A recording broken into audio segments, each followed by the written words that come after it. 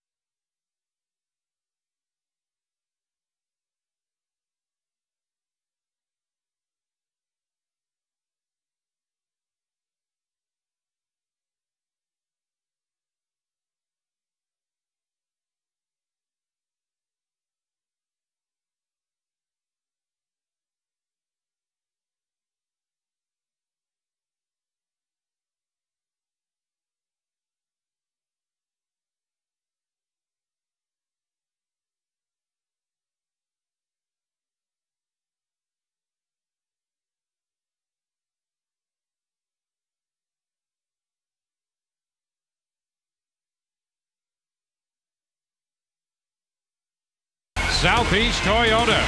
Don't miss the opportunity to save big at the Toyota National Clearance Event.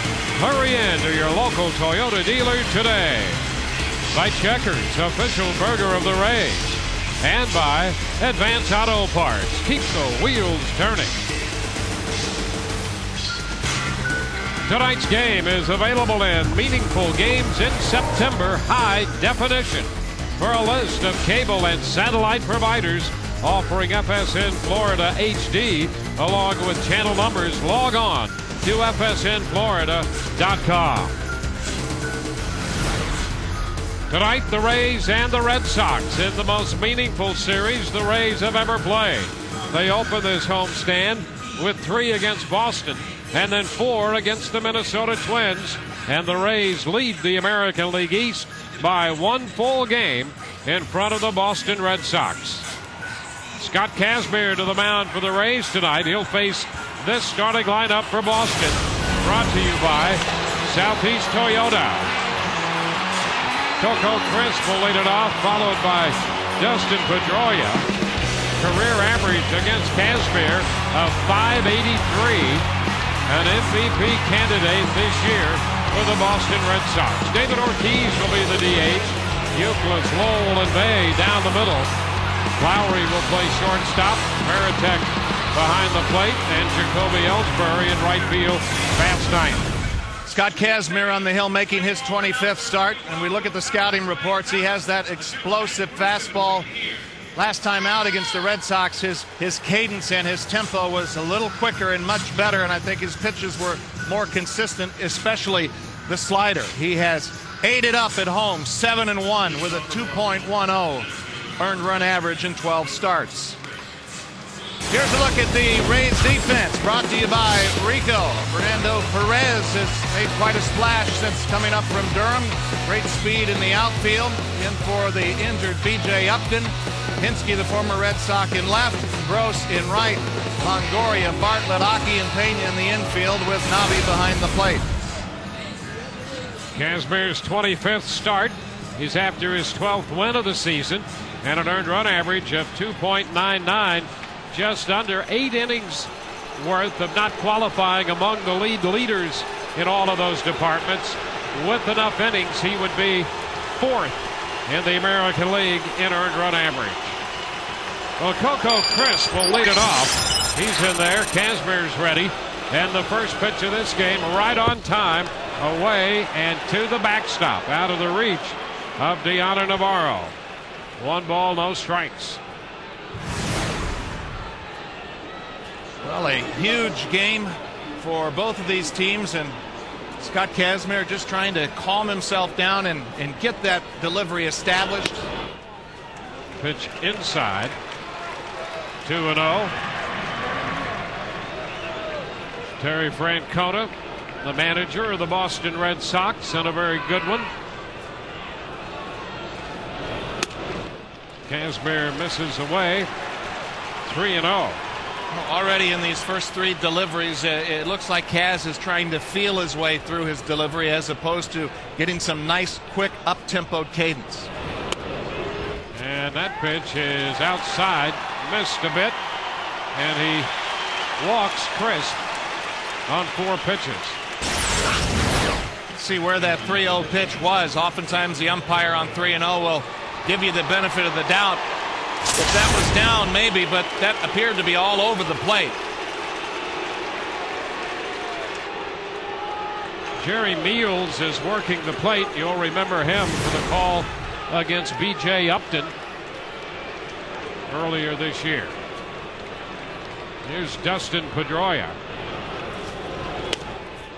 Pitch is outside to Pedroia. 1-0.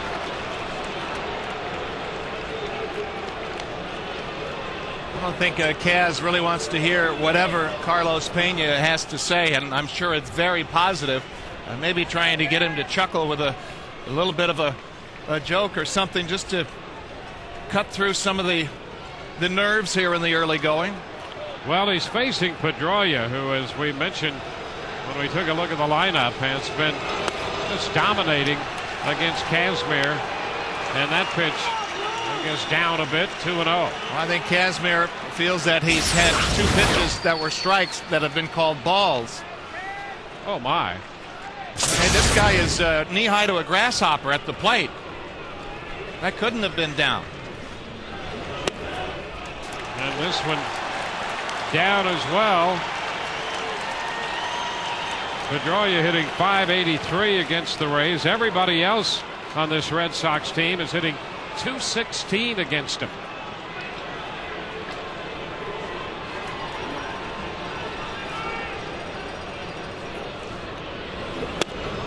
And this one misses. So Kazmir has yet to get a strike. He's walked Crisp and Pedroia. And Navarro spends a little time with him out there on the mound. Yeah, I don't think Jim Hickey should go to the mound now, and really it would just be, lending more of a sense of panic to the situation. He's got to figure out a way to find that delivery, and it's an uncomfortable place to be when you're trying to find it against one of the better hitters in the league in Big Papi. He just needs to pick up the pace a little bit. Well, Ortiz hitting .263 for the year, but .216 against lefties. Rays with the infield shift on. Kazmir misses with a fastball.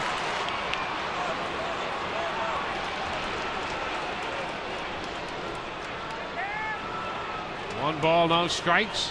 I'll tell you one thing, he's not getting the borderline pitch right now.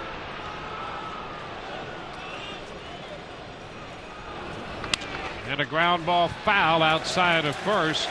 1-1. Well, that's a good idea. Throw a slider.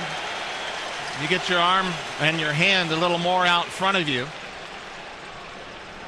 And any experienced catcher knows that sometimes throwing a couple of those can really help the release point of the fastball, because you have to really stay with that pitch for it to be effective. It'll be interesting to see Matsuzaka's strike zone when he goes out there, because he nibbles all over the place. And if it's the same strike zone for Matsuzaka, we're going to be here a long time, because most of these hitters in the lineup will be walked. Yeah, Daisuke doesn't throw it over unless he absolutely has to.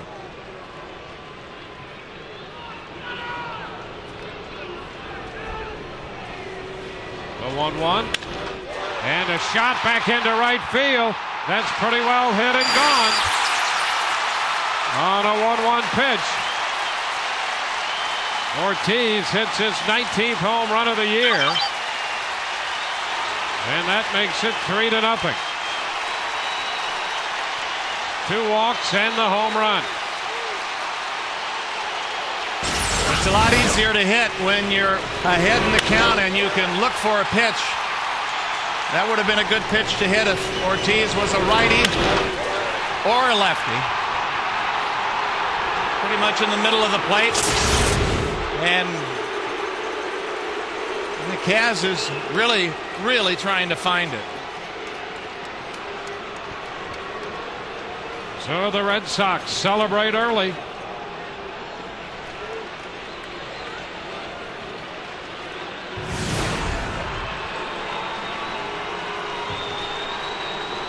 This is Kevin Youkilis.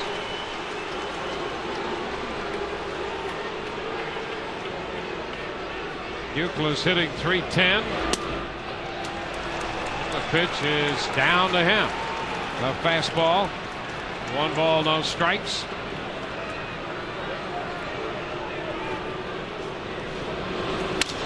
And a broken bat. Popper into short left. Hinske comes on to make the catch for the out.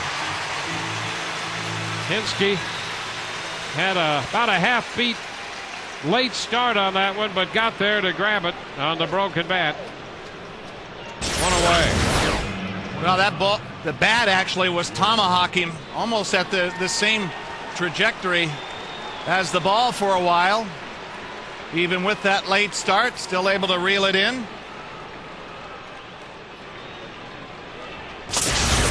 Now here's Mike Lowell.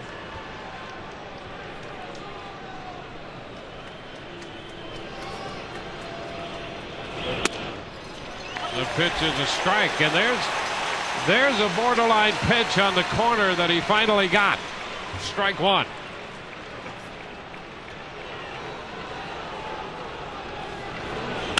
And there's a shot hit deep to left, and Lowell gets this one.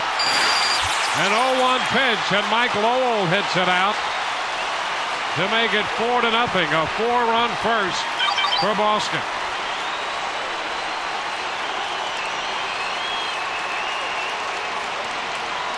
So Kazmir touched for 2 home runs here in the first. He got an off-speed pitch where all Lowell had to do was just drop the head. Here comes the changeup. Watch Lowell just drop the head on it. Well, not obviously the pitches outside the strike zone are getting away from Kaz, but the pitches inside the strike zone are as well. He just doesn't have much of a feel for where the ball is going right now. That's the 4th home run Lowell has hit off Kazmir. He hit one off him up in Boston in his last outing against the Red Sox. 2 this year. Here's Jason Bay. And the pitch is a strike call.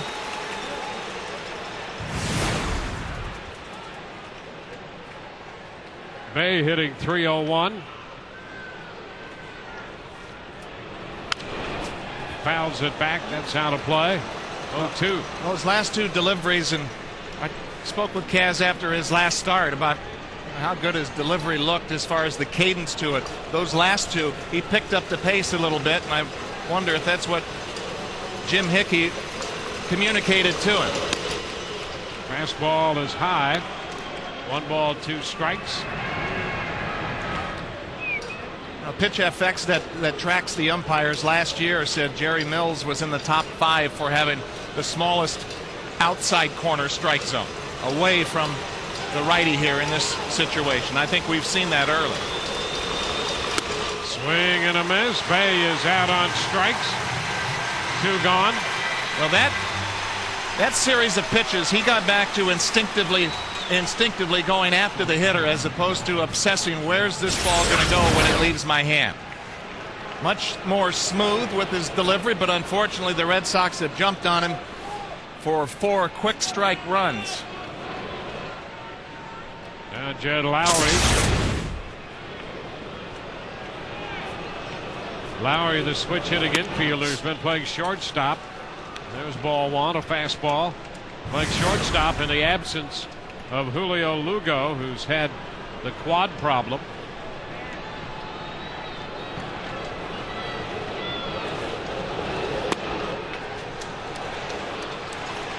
2-0.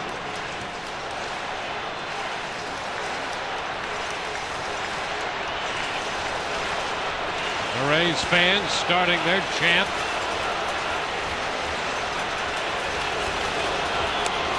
There's a strike. 2-1.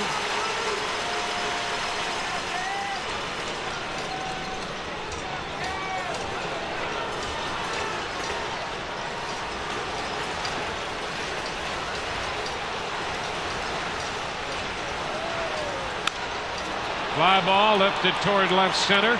That's Fernando Perez making the catch in center field to retire the side.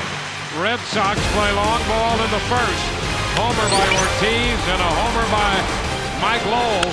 Red Sox 4, the Rays coming in to hit. You know, he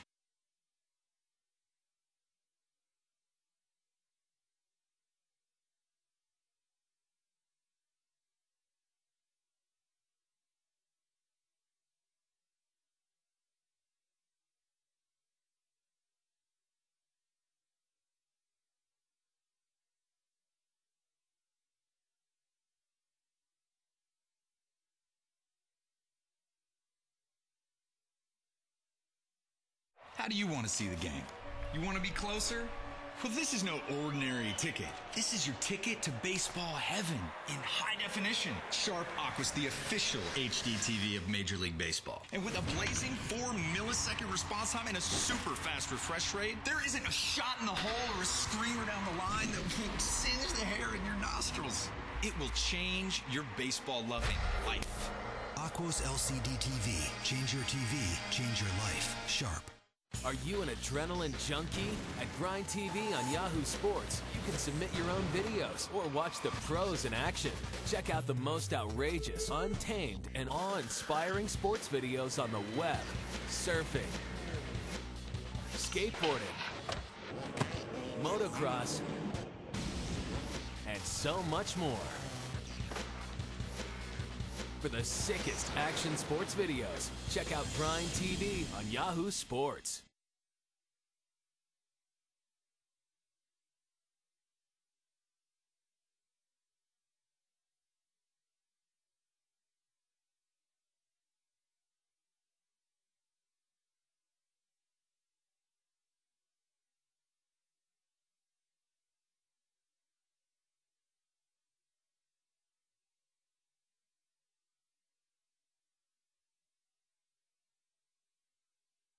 Scouting report, he has that little hitch in his giddy-up where he pauses in the middle of his delivery.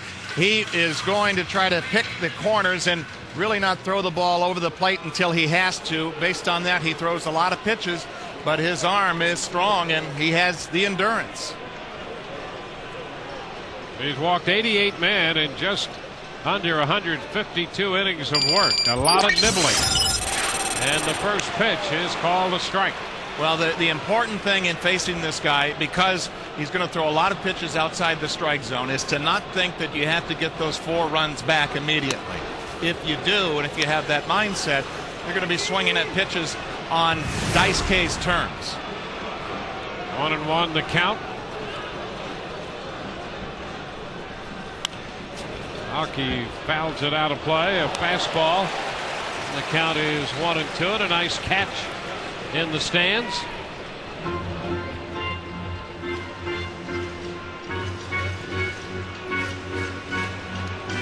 There's 136 strikeouts to go with the 88 walks. He doesn't give up a lot of hits. Count still 1-2. Well, that's an example there about trying to put the ball in play on Daisuke's terms. Look at the location of the pitch. In, low, and way off the plate. just over 16% of his pitches this year have been put into play. This one lifted into left. Bay is there and makes the catch. That is a very low number for a pitcher. He's in the top 5 in that department. Taking a look at the Red Sox defense, brought to you by Rico. Jed Lowry has been solid since replacing Julio Lugo at short, Lowell at third, Pedroia, Euclid in the infield with the captain Jason Varitek behind the plate. The Rays hitters, they have to let this game come to them. They can't force the issue based on the type of pitcher that this righty is. Jason Bartlett. There's a strike away. That'd be interesting to take a look at the location of that pitch.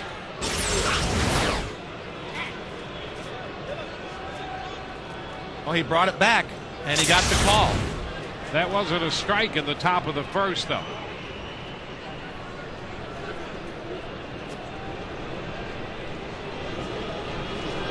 The 0-1. This one wide. 1 ball, 1 strike. Red Sox got a call, interestingly enough, in their win over Toronto yesterday in the 9th inning when the Blue Jays were mounting a comeback. And it was Doug Eddings, who was the other Rays umpiring nemesis, who called Lyle Overbay out at second base, which really put the brakes on the Blue Jays comeback. And the replays later showed that Overbay was in there safely at second base. So the Red Sox got a break at home yesterday and beat Toronto. They took 3 out of 4 from the Blue Jays. 2-2 the count.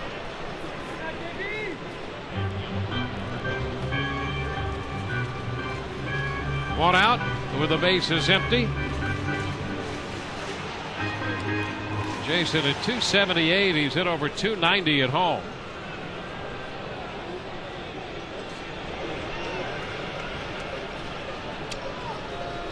And he is out on strikes. 2 up, 2 down. The hard breaking ball there from Daisuke to get Bartlett. It's kind of what I was referring to, although that's a nasty pitch. That he gets a lot of swings on pitches outside the strike zone, and I think that's so often because that's pretty much where he starts.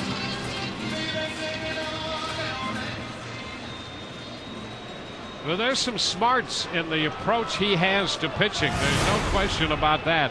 If you can limit the number of pitches that you allow to be put into play, and your strikeout total can be pretty good, well, then you've got a chance to be successful. That's what he does. And I think a lot of times it's not really the style that a lot of pitching coaches embrace until you look at the success that he has had, and then you fall in love with it. He's 16-2. Coming into tonight's game.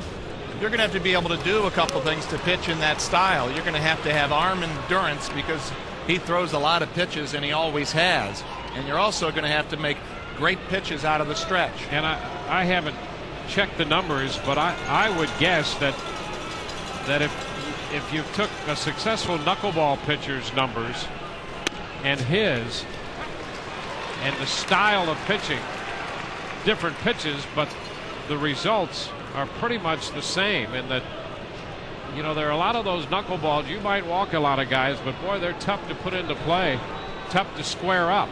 And that's how he pitches. He is tough to square up.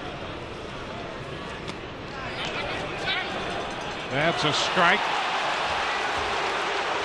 Jerry Crawford, the crew chief, on the appeal says Pena went around. Jerry Crawford, one of the best and most respected umpires in baseball. Yes, he is. He is absolutely that.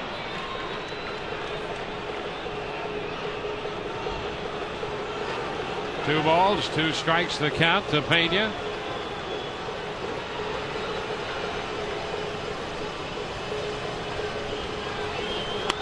And that, I'm not sure. Matsuzaka thought it was a strike, and I think everybody else in the park did. Ball 3. Well, I think the Rays end up getting a break here. Wow. A major break. Yes. Okay. 3 balls, 2 strikes.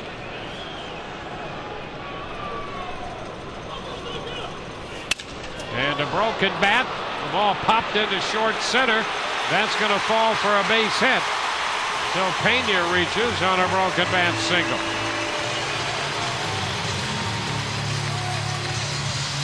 That's a big man's hit. Matsuzaka makes a good pitch. Carlos with the wallop in that swing, able to muscle it off the trademark, maybe even a little bit below it, muscle it over the infield.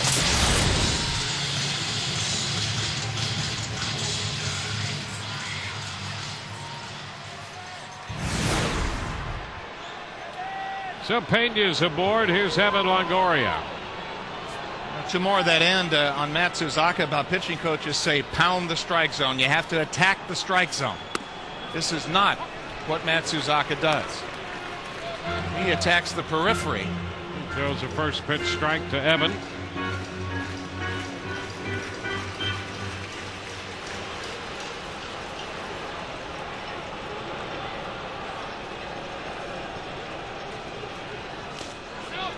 He started to go. Checked on the appeal. Gary Darling down at first as he held up. 1-1. I'm sure there's records kept about this statistic, but I would wager to say that Daisuke gets more checked swing strikes than just about anybody in the AL.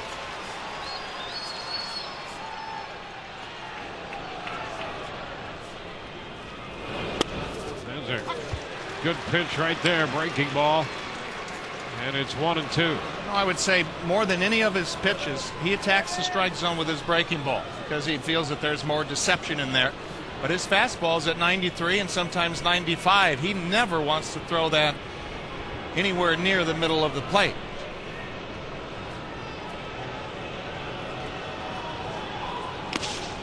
Low and away. 2-2. So you expect a lot of pitches in a game when he's out there on the mound.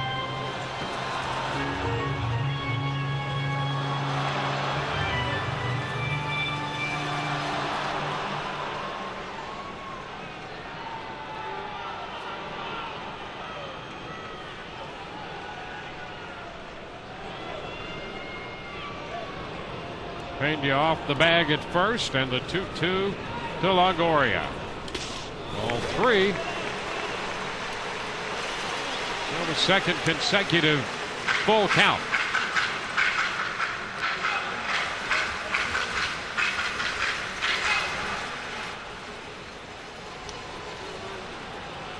So Pena will get a chance to break with this 2-out 3-2 pitch.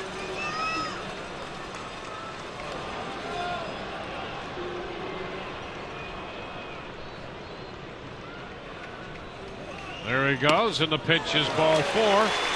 The Rays get a couple men on with 2 outs in the bottom of the first for Cliff Floyd. Well, let's see if Floyd can pick one out.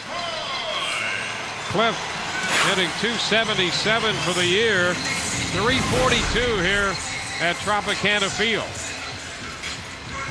8 of his 10 home runs have been here. Well, we've already had the bloop. Now it's time for the blast.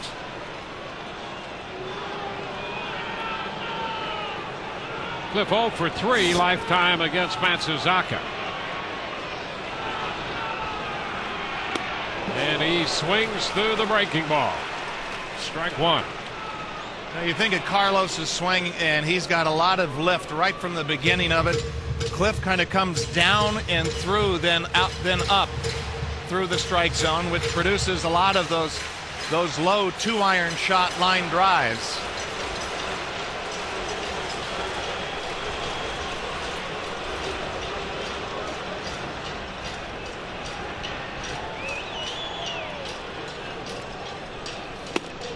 Fastball inside. It's 1-1.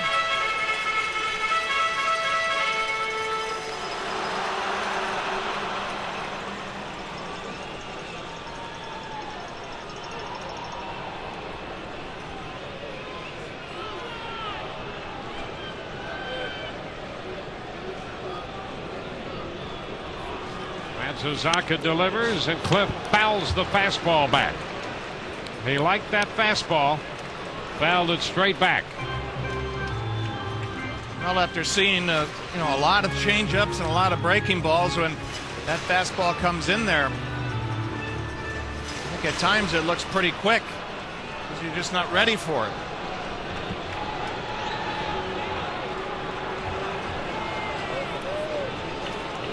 One and two. Floyd behind. Time called.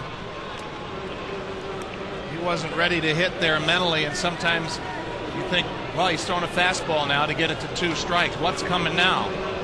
Yeah, reorganize my thoughts.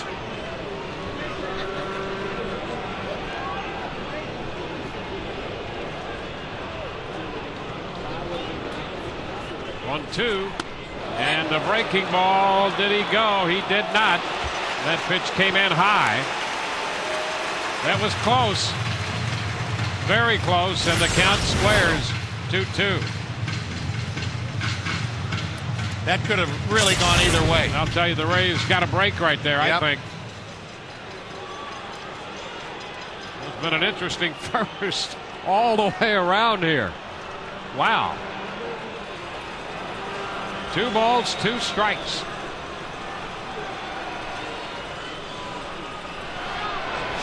And that's inside. He threw him the breaking pitch to take it to 3-2, and so here's the third consecutive 3-2 pitch. And you're not guaranteed to get a strike here.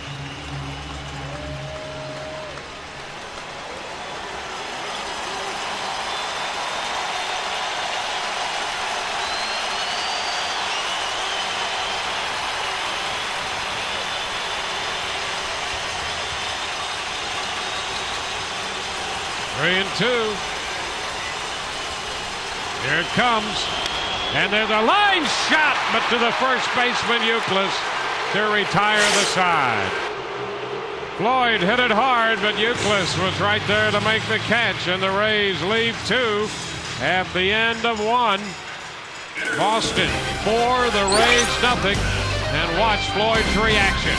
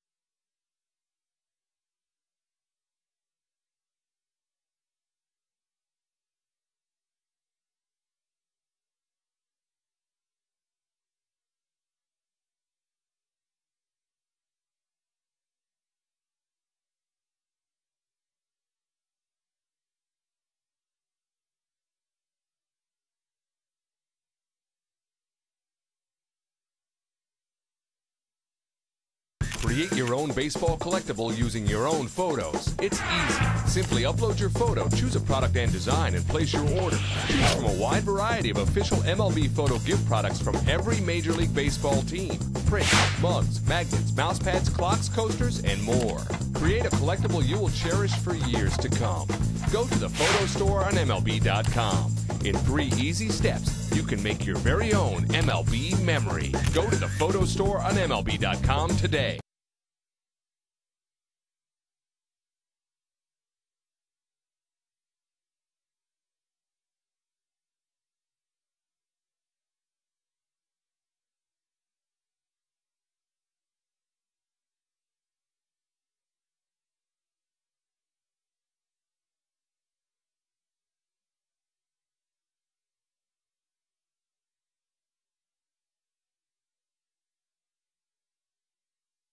Crisp against the Rays lefty Scott Kazmir.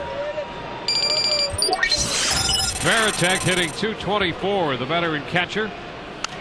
Goes after the first one, lifts a high pop foul that's going to wind up out of play. Strike 1.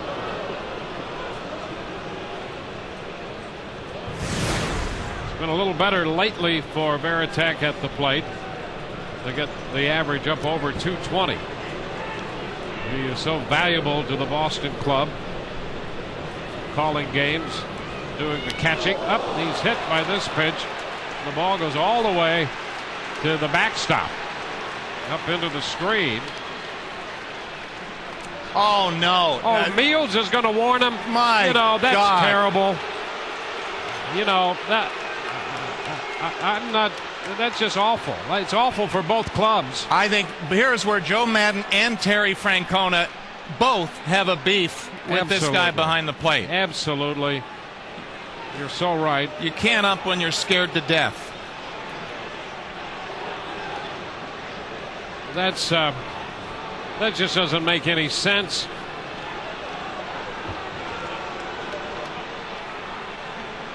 And both managers will register that, but man, oh man.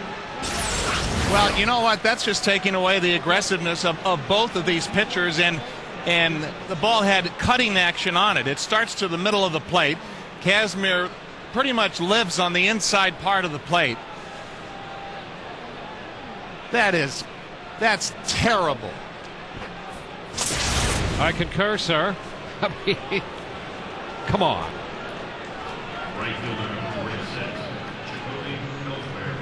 Well, Jerry Meals has had a run of ineptitude in this ballpark. Yes, he has, and that goes all the way back to the Angels series when the Rays finally won that game. But boy, what a terrible call he made back then on a ball hit by B.J. Upton.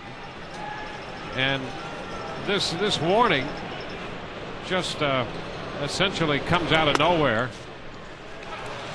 Here's that call that he made on Upton. He's going to call him out, claiming that he made a move to second, which was a complete fabrication.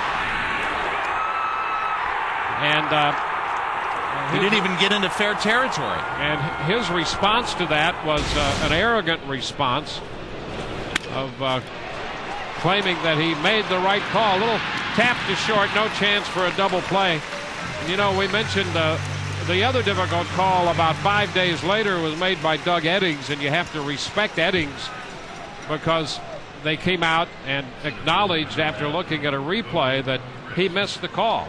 Meals never did that. In fact, was defiant in saying that he had made the right call when it was very clear that it was wrong. Well, that's in the past. These umpires, they get communiques from the league about hot series, and the Rays and Red Sox on the road trip had nothing but just good hard baseball going on in the 3-game series up there. And there were pitches inside, there were hitters hit, but there weren't any warnings. There's just too much at stake right now for pitchers to hit guys on purpose. Well, what happens, and the thing you don't want an umpire to interject himself into the game. Let the two teams play. And we've seen 2 cases where Meals has, for whatever reason, severely interjected himself into the game. Well, now he's got himself boxed in. If somebody throws a bad breaking ball and someone gets hit, he's going to have to react to that because he was already over officious. 1-1 the count to Crisp. These teams a game apart. Rays up 2 games in the loss column and even on the win side. The Rays overall leading by 1 full game. Ellsbury has been tough to throw out. The leading stolen base man in the league with 48. He's been caught 8 times. And the pitch down. He started to go, but fortunately Navi quick to recover that pitch.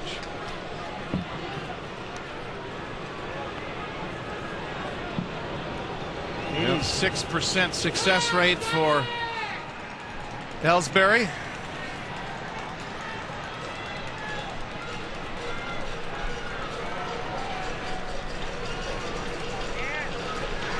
Over to first. He's back.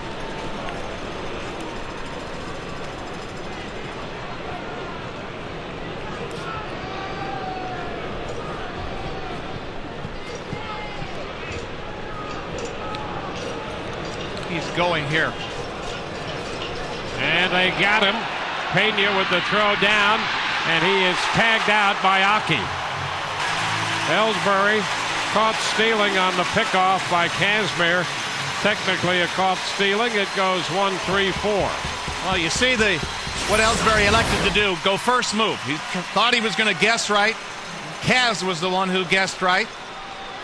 And good to get a real difference maker on the bases out of there.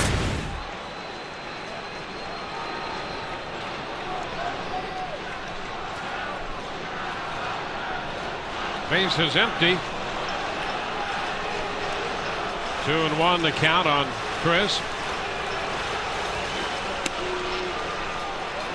Now 3 balls and a strike. Chris comes into this series one of the hotter hitters in the Red Sox lineup and in baseball for that matter.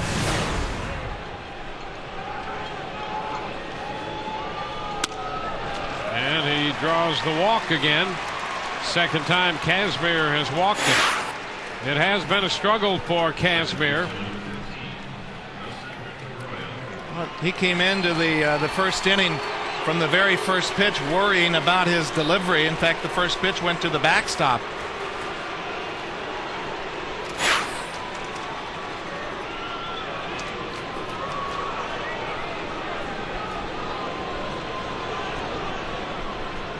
Now Dustin Pedroia. Fastball, first pitch strike.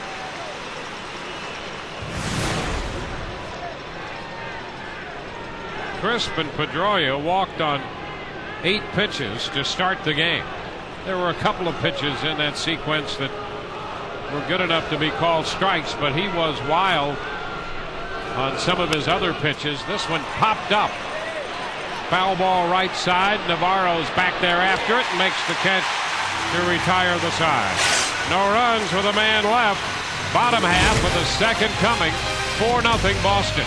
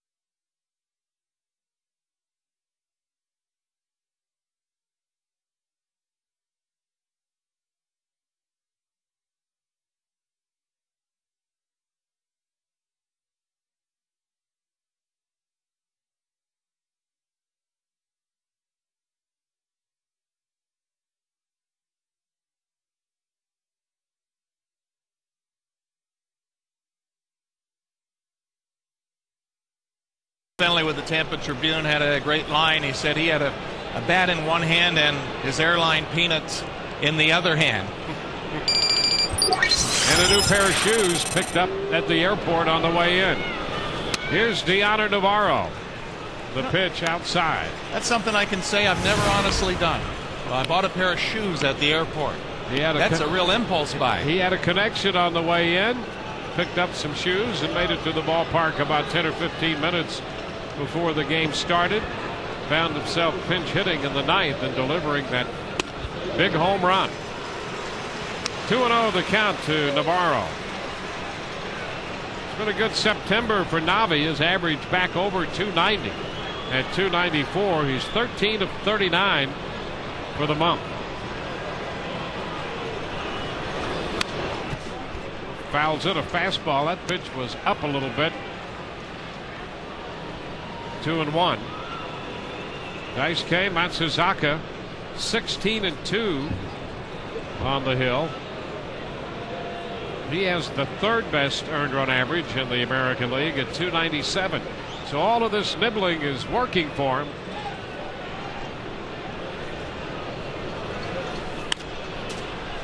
It's foul out of play.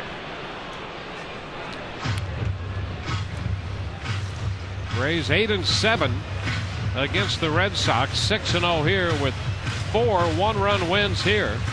5 of their victories over the Red Sox in the season series have been one-run ball games.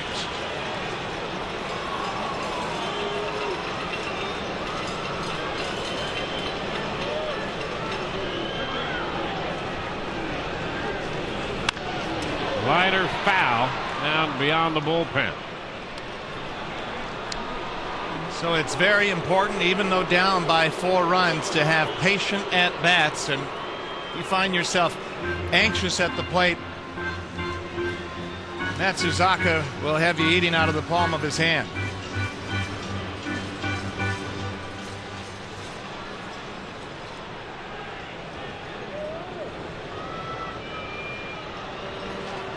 Two to Navi. He lifts the fly ball into center. Crisp already there and makes the catch. 1 away. And Navi had a good ball to hit, just a little dip in the back shoulder to get underneath it, but that was a good one to hit. You know, he had a couple pretty good pitches, a couple fastballs to hit in that sequence of pitches for Matsuzaka.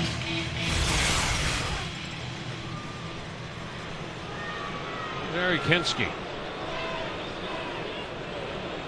Hinske batting .248.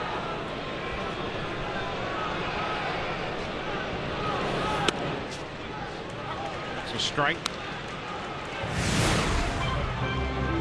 19 home runs for Hinske. Rays do not have any Triple Crown winners in this lineup this year, but I'll tell you, top to bottom, they do tend to get good quality at bats. Hinske behind 0-2 right now.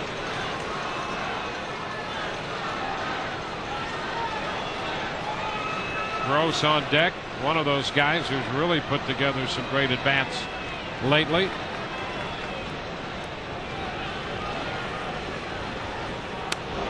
Hinske takes it away. 1 ball, 2 strikes.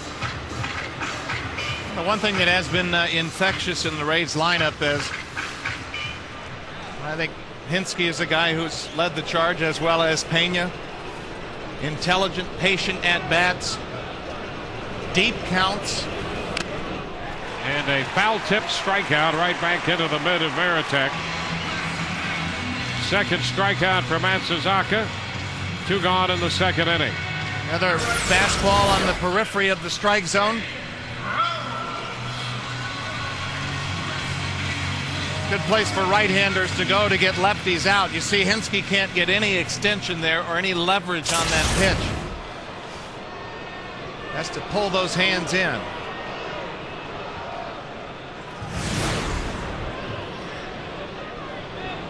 Here's Gabe Gross.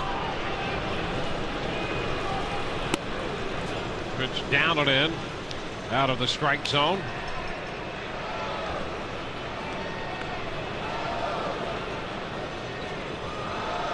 Gross for about the last month has hit around .320.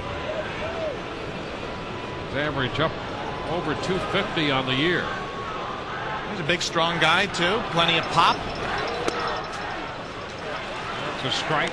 It's 1-1, and a large part of his success has been hitting the ball up the middle and the other way and letting that power take care of itself on balls that he can pull. And we've seen him hit some home runs a long way to right field. He did the ball a long way to center field. Fouls the fastball.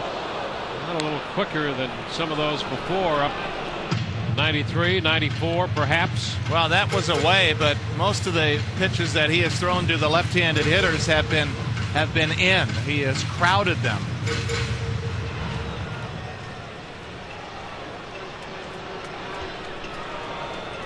See his high walk totals and you think that he might be wild, and that's not the case. This is the style in which he pitches, reluctantly throwing the ball over.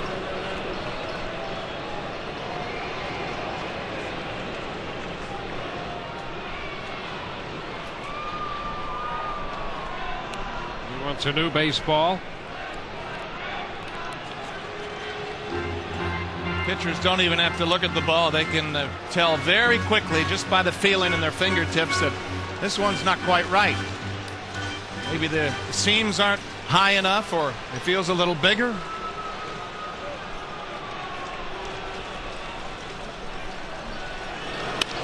And a looper down the left side. That's going to be foul. Speaking of that, you know, it seems to me, without a scientific accounting of all of this, but if you talk to pitchers around the leagues now a little bit more, it seems more pitchers are finding variations of feel with baseballs now than ever before. It seems lower, higher, spread apart a little bit more even. Well, I can tell the difference from the two balls that were hit up into our booth at Fenway Park. One was harder than the other, the one that hit me. And that was just by feel. Well, and by examining the seam marks on the back of your head, you can see that they were spaced a little farther than you'd like them. Yeah, someone was a little too lazy when they were lacing them up. Well, a little replay of all that. I'll thank our producer Gary Nicholas for keeping that close by.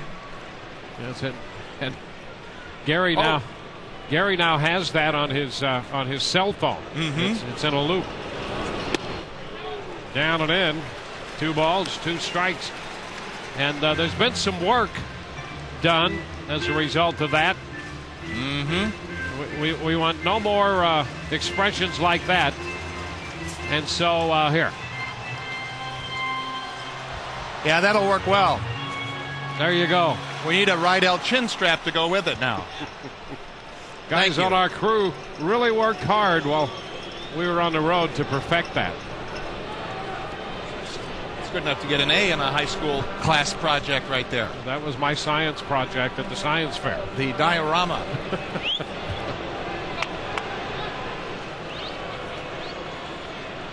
A 2-2 count to Gross.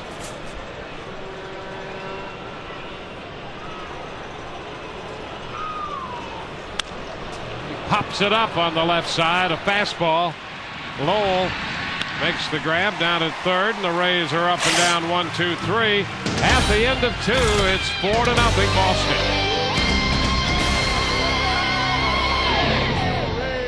Are you an adrenaline junkie? At Grind TV on Yahoo Sports, you can submit your own videos or watch the pros in action. Check out the most outrageous, untamed, and awe-inspiring sports videos on the web, surfing, skateboarding, motocross, and so much more. For the sickest action sports videos, check out Grind TV on Yahoo Sports.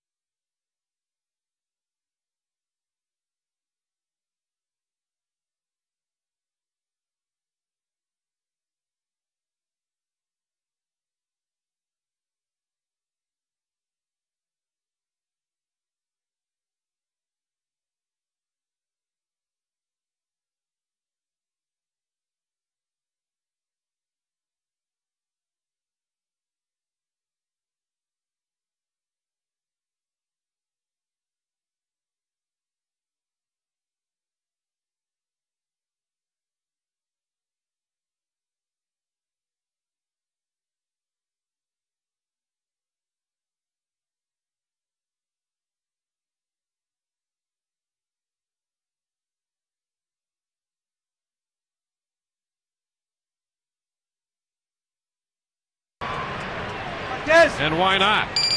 Here's David Ortiz, who hit the 3-run home run in the first. Takes the pitch too low. 1 ball and no strikes.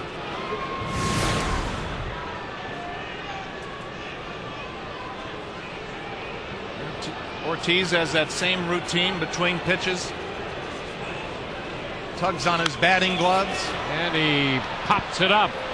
That's a big league pop-up foul. Tough play for Navarro, and Navi stayed right with that. Boy, that up among the catwalks and the support ropes, and he managed to get out from back of the plate and catch this ball. And the speakers as well, and it was obviously in the air a long time. And that mitt not designed for catching pop-ups, but Navi's reeled in a couple of them here in the early going.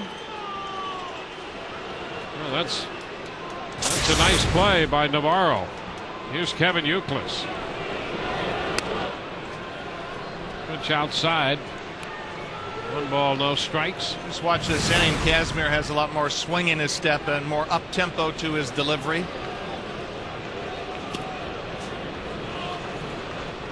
Two and nothing.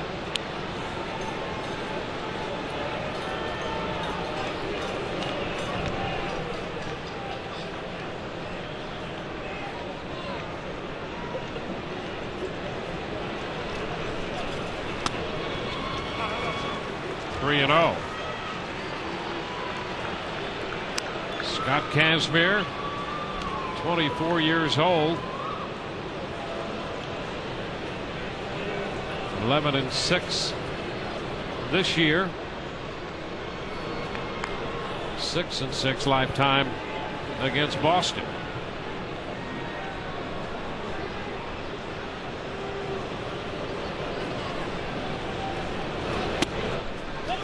Strike call. 3-1. You know, the numbers that Kazmir has put up have been great from a win-loss standpoint, from an earned run average standpoint. Fly ball lifted toward right center. Gross is making the call. He's got it. 2 gone. 2 outs. Hey, be sure and tune in to Genesis 680 AM for Rays Baseball Espanol. Ricky Tavares and Enrique Olyu handle all the commentary. It's Rays Baseball Espanol. They are the 2 good guys. Yeah, a couple of chums. Yep. You can tell how much they like each other. Mm-hmm. You know, they really only need 1 microphone. They're sitting so close to each other. Just share the mic. This is Mike Lowell fouling it back. Strike 1. Lowell hit his 17th home run of the season in the first inning when the Red Sox jumped on Kazmir, who was struggling with his control.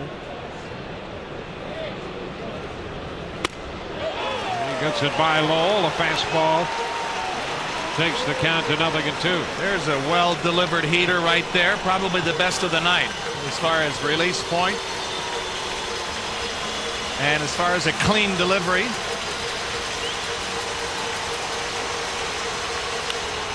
And a popper right side. That's going to carry out of play. Both Pena and Navarro hustle over there, but no play on that one. I was talking about the numbers that Kazmir has amassed, and it shows you how talented he is, because this year really it seems like there's always been a problem with his delivery, that he's had issues with his release point or his delivery, or it seems like he's always in a state of a battle, and still able, while working his way through that, to put up some really good numbers. Well, you look at his last 3 starts coming into this one, 2-0 with a 1.04 earned run average, and the opposition hitting only 150 against him in that stretch. Missed upstairs with a fastball there. And tonight, just to give you an idea, he's made 45 pitches, 22 strikes, and 23 pitches out of the strike zone. This one way high. There's another problem with his delivery, trying to throw that slider. He slipped out of his hand and he was off balance. point being is that he's tremendously talented, and he's yet to consistently put it together. And a pop-up foul. Navarro's after this one, but it's out of play.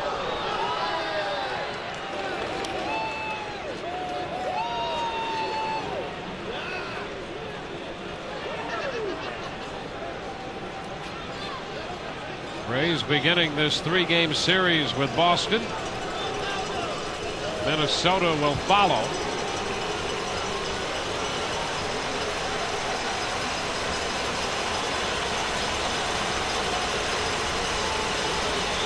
Swing and a miss. Lowell chases a fastball and is out on strikes. Second strikeout of the night for Kazmir. We go to the bottom half of inning 3, 4-0 Boston.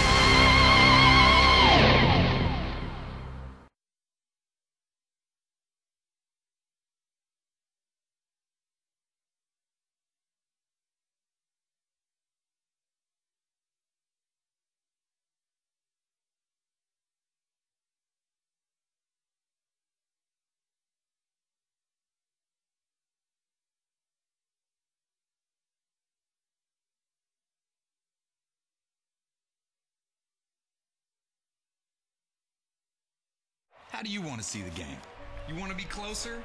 Well, this is no ordinary ticket. This is your ticket to baseball heaven in high definition. Sharp Aqua's the official HD TV of Major League Baseball. And with a blazing 4-millisecond response time and a super fast refresh rate, there isn't a shot in the hole or a screamer down the line that will singe the hair in your nostrils. It will change your baseball-loving life. Aqua's LCD TV. Change your TV, change your life. Sharp. Are you an adrenaline junkie? At Grind TV on Yahoo Sports, you can submit your own videos or watch the pros in action. Check out the most outrageous, untamed, and awe-inspiring sports videos on the web, surfing, skateboarding, motocross, and so much more. For the sickest action sports videos, check out Grind TV on Yahoo Sports.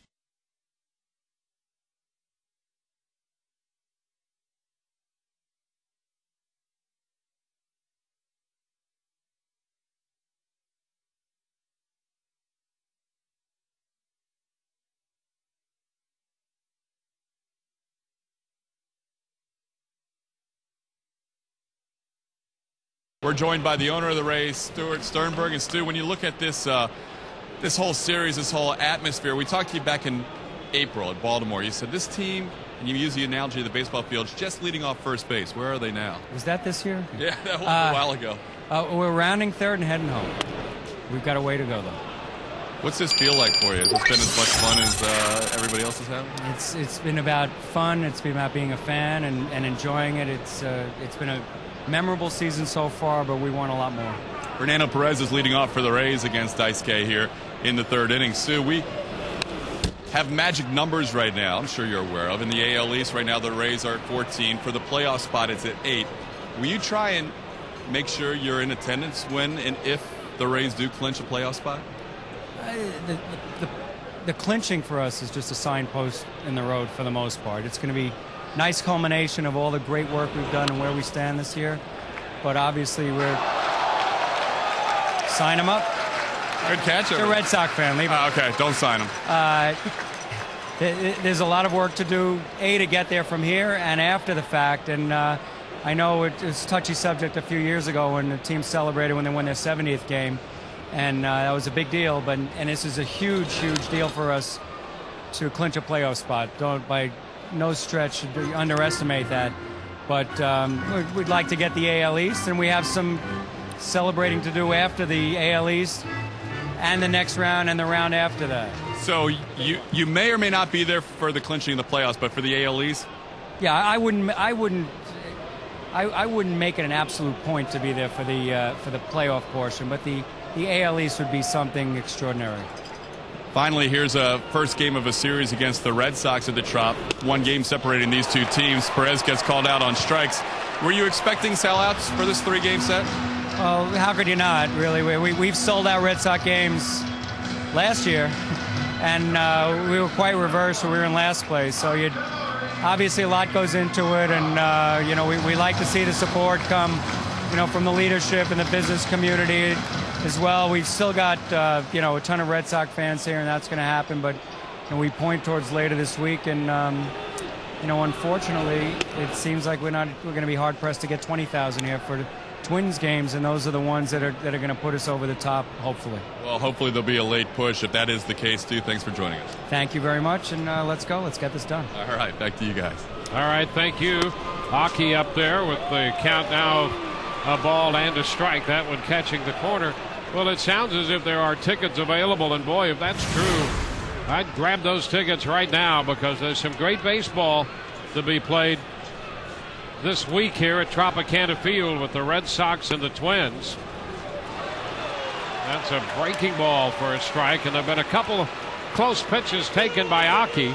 Now he finds himself behind in the count, and it's a good idea to try to get those tickets early as opposed to coming out at game time and standing in line. It's foul, out of play. This area has taken a lot of criticism on some of the national outlets. These fans have been great. They are loyal and believe in this club, and we'd love to have big crowds here for all of these games. They're just shot back into left. Bay back, and that's going to go. Home run for Aki Iwamura. Aki gets the Rays on the board with an opposite field home run. His 6th home run of the year, and that's one of those runs back. Well, the previous fastball that was thrown was blown by Aki. This time he tunes the dial up and drives it out of here the opposite way. He's been making a lot of fly ball outs to deep center field, and he's been getting a lot of carry on the ball he's been putting in play lately, and boy, there was some great carry there. Well, Aki's first home run against Matsuzaka was a ground ball by Bartlett, picked up by the second baseman Pedroia for the second out.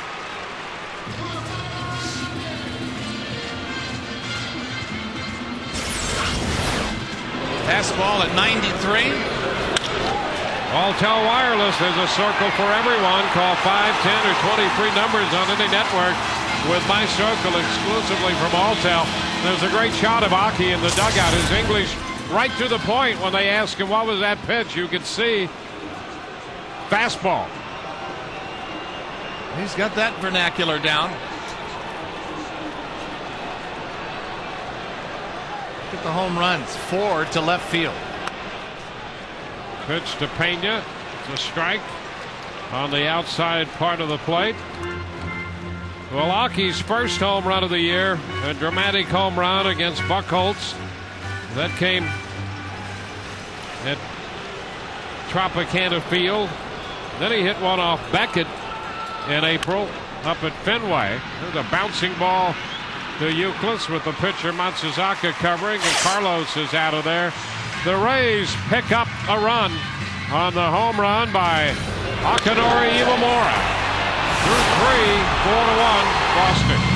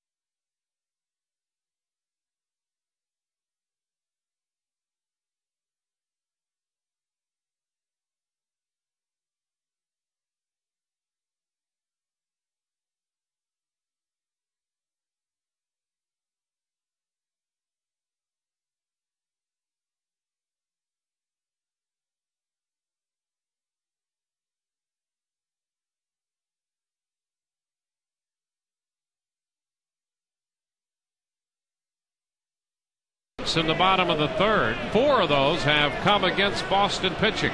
This is Jason Bay. Bay sends a high fly ball to straightaway center. Perez will go to the wall for this one and come back, and that ball has hit the catwalk and is a home run. Jason Bay hit the catwalk, and just like that, it's a 4-run game again. 5-1. Well, that looked like it did have home run distance. It was obviously hit very high. And what an acquisition Jason Bay has been to the Red Sox. He has been a contributor right in the middle of this lineup, his 8th home run.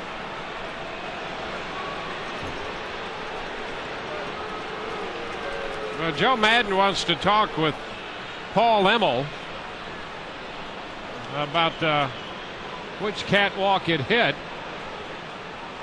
And of course, any of the back 2 catwalks would qualify as a home run. Either one.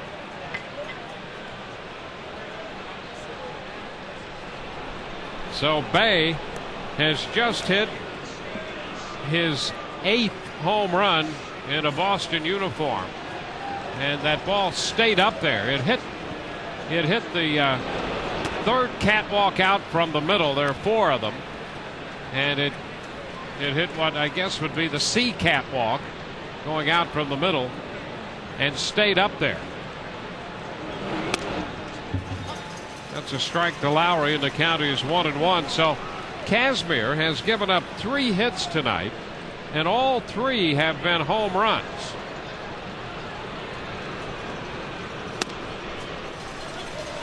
Two and one. Well, that's an unfortunate one with the timing of it after the Rays got on the board.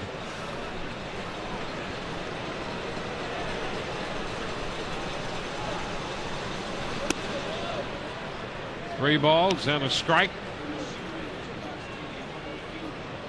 Kazmir still looking to find some consistency with that slider. That's a pitch that's been tough for him to really count on from start to start.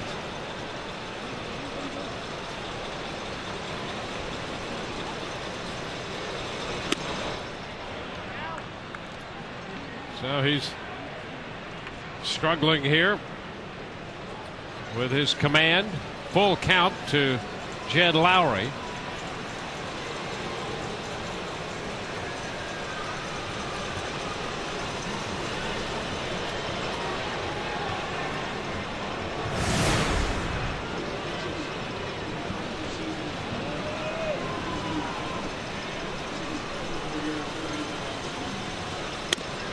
And he walks Lowry. So Lowry goes to first. Time for our Aflac trivia question. Aflac! Here it is. David Price won the 07 Golden Spikes Award. 5 current Red Sox Golden Spikes winners. Can you name them? That's our Aflac trivia question here in the 4th inning. David Price's outing yesterday in Yankee Stadium, an impressive one, and really a great display of some outstanding things to come out of this young lefty. He's a very bright young man and very talented. He was impressive at Yankee Stadium yesterday. Pitch is down to Varitek. 1 ball, no strikes. Well, you can think of less intimidating places to make your debut in a packed house in Yankee Stadium. He said it was tough for him to breathe, and didn't really look like that when he was out there in the 1st inning. There's a strike. It's 1-1 now. So he had the good poker face going, but obviously you would feel that he would really be feeling the jitters and nerves, but really composed himself very well. All of that, good signs for the future.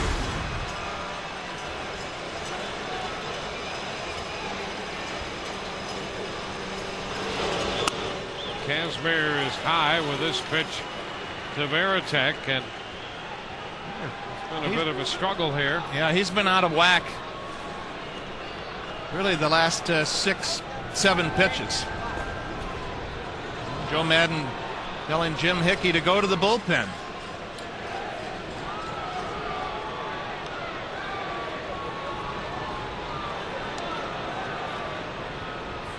Start to get some action. Kazmir picks up a strike. 3 home runs given up by Kazmir tonight. First time that's happened this year. It did not happen last year. In fact, you have to go back to April 3rd of 06 to find the last time he was touched for 3 home runs in a game. And that was his first start April 3rd against Baltimore. He gave up 6 runs in 4+ innings. Gave up 3 home runs to the Orioles in Baltimore. Foul. So Kazmir, who has pitched so well here at Tropicana Field, as we see Mitch Talbot, the right-hander, just joined the club after being recalled from AAA Durham. So he's starting to get loose.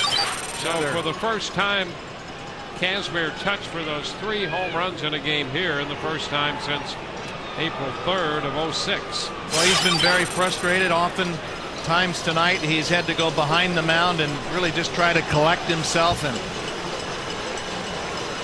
garner some confidence.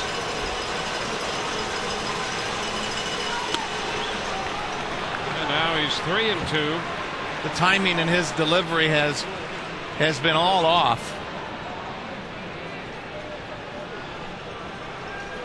Well, Kazmir right now, with the way he's throwing the ball, struggling to get through the 4th inning tonight. Well, the last 5 or 6 pitches, his arm's been real late coming through. That's pulled foul up the left side. To the point to where he's almost pitching on the defensive, not having a good feel for where the ball is going. And instead of being on the attack, and that little grin you saw there from him was really one of frustration. And what an uphill battle it's been for him to this point.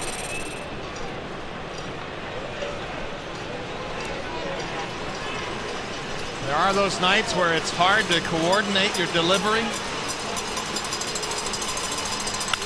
And there's a shot high and deep and way out of here. Jason Varitek gets hold of this one, and boy, did he send it flying. His 13th home run of the year, as Kazmir is touched for another home run. He's given up 4 hits and 4 walks. All 4 of those hits have been home runs.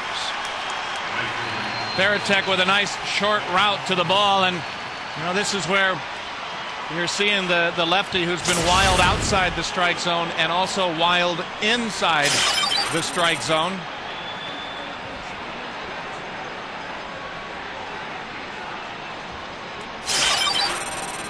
So the 2-run home run makes it a 7-1 ball game.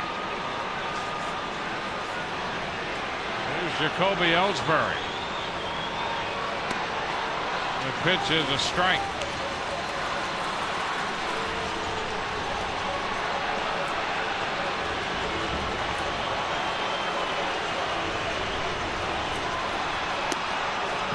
Pitch is down. 1-1. How about that for Varitek? He's hit more home runs as a catcher for the Red Sox than Carlton Fisk hit in a Boston uniform. I think that would be a very surprising statistic to most.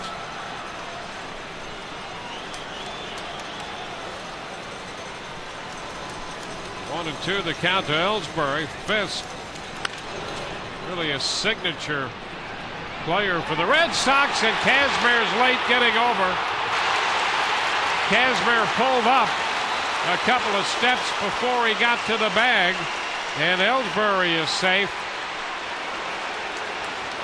Well, it's to the point where he's in a funk to where it's, just as it's affecting his ability to just execute some of the most basic things, like covering first. And how do you explain that? It's hard to explain other than he is really out of his element right now. It's such a disappointing outing that his concentration has just completely left him. And it was evident right there as he just pulled up on his way to cover the bag at first. So Ellsbury will be credited with a base hit.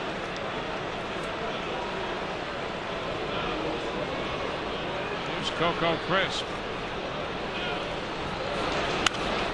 Pops it foul. That's out of play. Well, you would think that Ellsbury would want to take advantage of this current inattention and keep the heat on. I think now it's just about gauging as to when Mitch Talbot is ready in the bullpen. Pitch high. 1-1. So the Red Sox, 5 hits, 4 of them have been home runs. The last time Kazmir suffered a similar fate was an outing he had against the Yankees. Swing and a miss. So the count now, a ball and 2 strikes.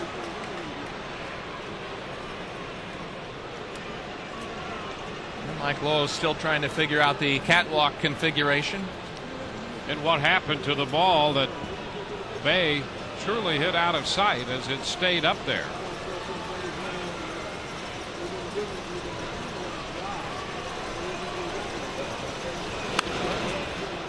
Pop foul. Out of play, and the count is still 1-2.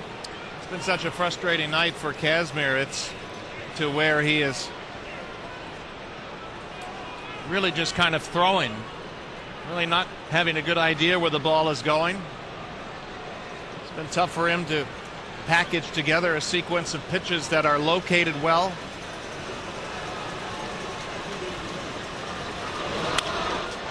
This one drilled into right center field. In there for extra bases, cut off by Gross. Ellsbury's going to hold at third.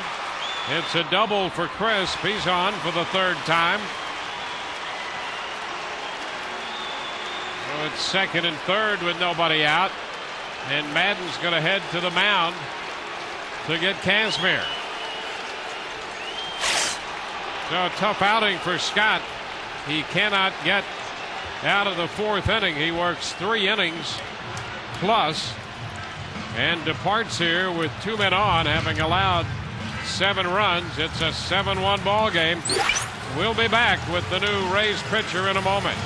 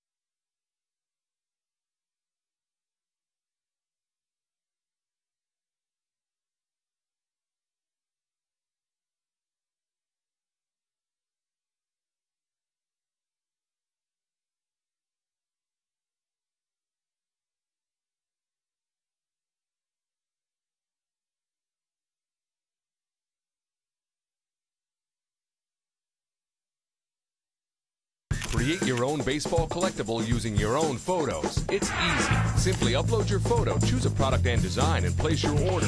Choose from a wide variety of official MLB photo gift products from every Major League Baseball team. Prints, mugs, magnets, mouse pads, clocks, coasters, and more.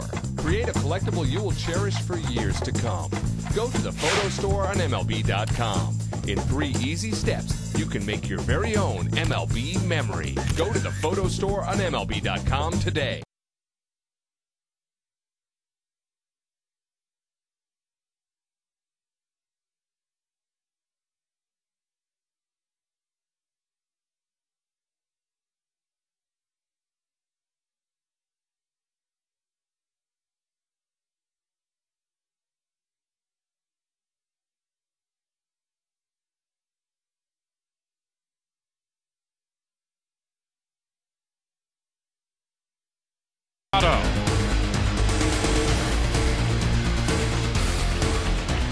Well, Mitch Talbot's going to be the new pitcher. Kazmir gone. So far, he's been charged with 7 runs.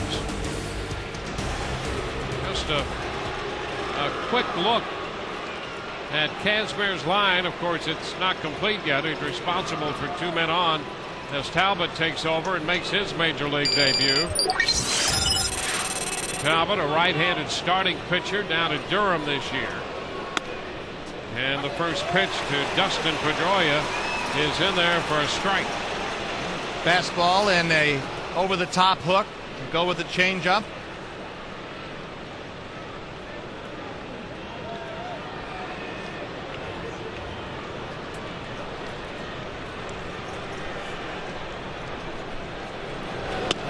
And there's a fastball for a strike.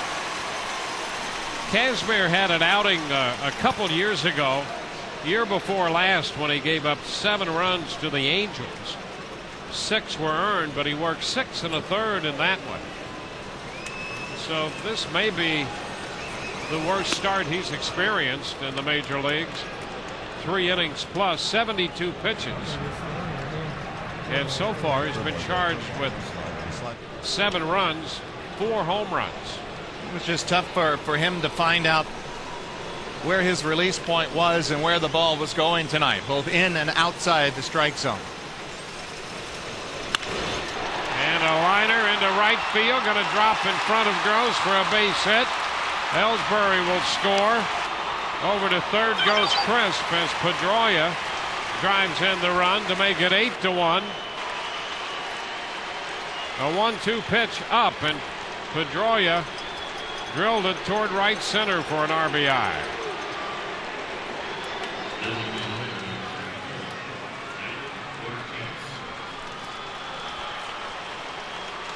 Still nobody out in this inning.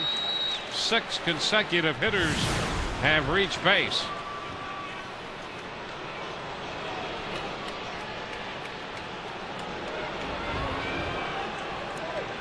Ortiz started it with a 3-run home run in the first.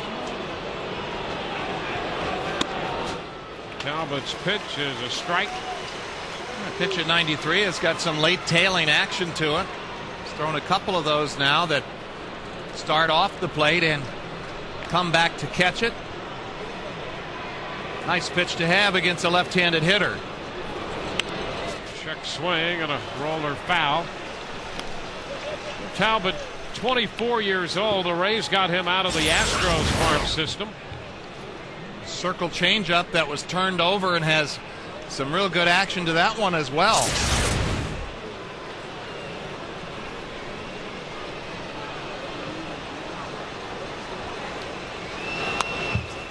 Fastball high. 1 ball and 2 strikes. Well, I can see that fastball is not straight. It has some good life to it.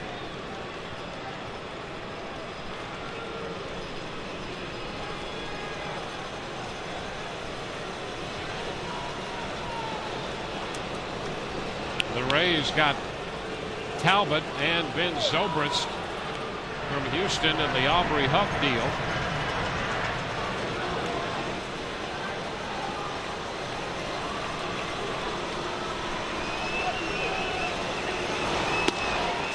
It's inside. 2-2. Oh, you've seen the 4 pitches: the slider, curveball, good moving fastball, and a good circle turnover changeup.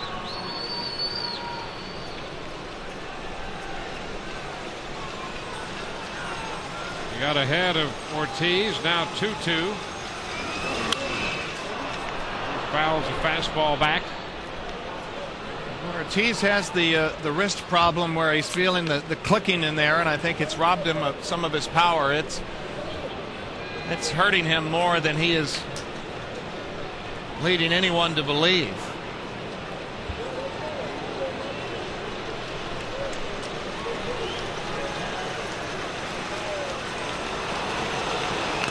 And a foul ball. They got just a little bit of that one.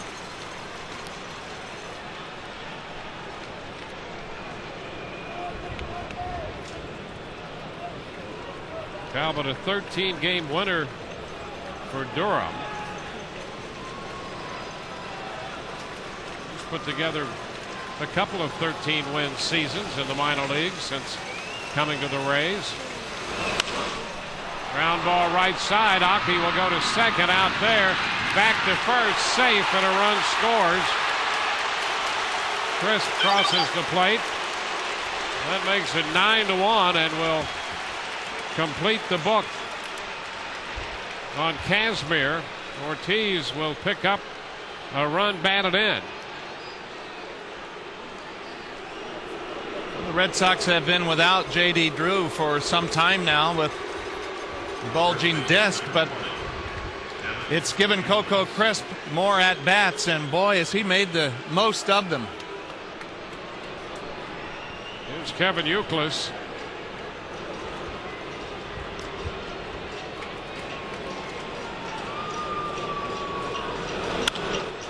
Youkilis hits a high fly ball to deep left, and that ball will go. Youkilis on the first pitch hits a home run.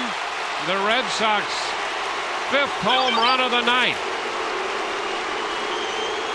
Ortiz, who hit the first home run, scores in front of Youkilis. And now it's 11-1. Youkilis, a very wristy hitter, gets that pitch right in the middle of the plate.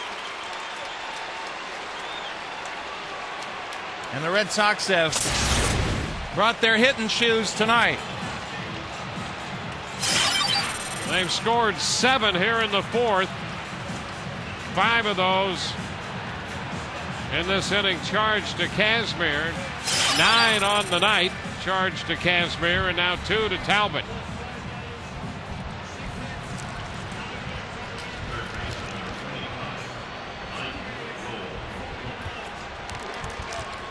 So far, they've had 12 base runners tonight. 11 of them have scored. Mike Lowell hits it on the ground back at third. Longoria with a long throw, and Lowell is out number 2.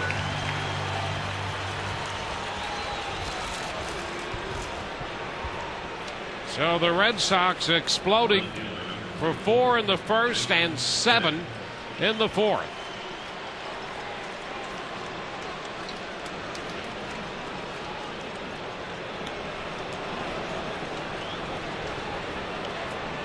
The Red Sox have done pretty well. The absence of Manny Ramirez and looking to have more of a serious approach to things. Sending Ramirez to the Dodgers, and Jason Bay has been a big reason why. Bay with the home run to start the inning. He's hit 30 home runs this year. He had 22 with Pittsburgh. And he's really upgraded their defense in left field with the way that he has quickly made the transition to playing the ball off the wall. The Green Monster, of course.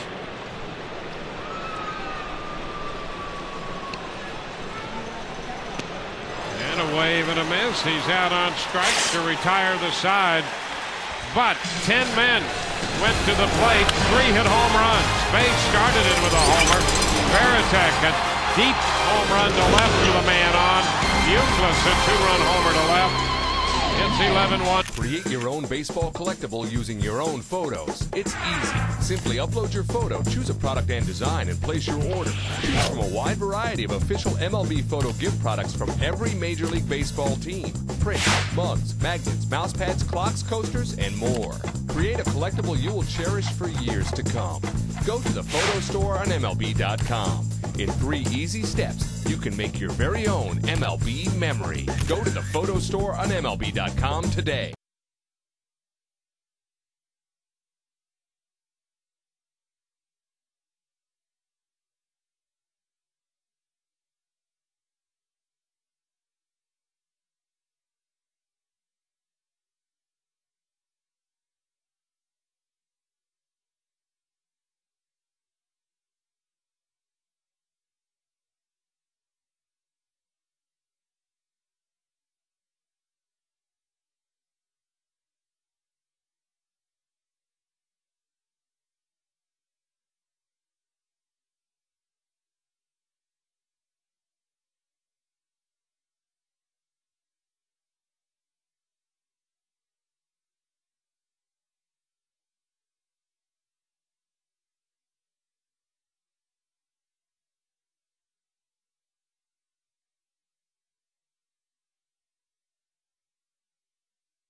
How do you want to see the game?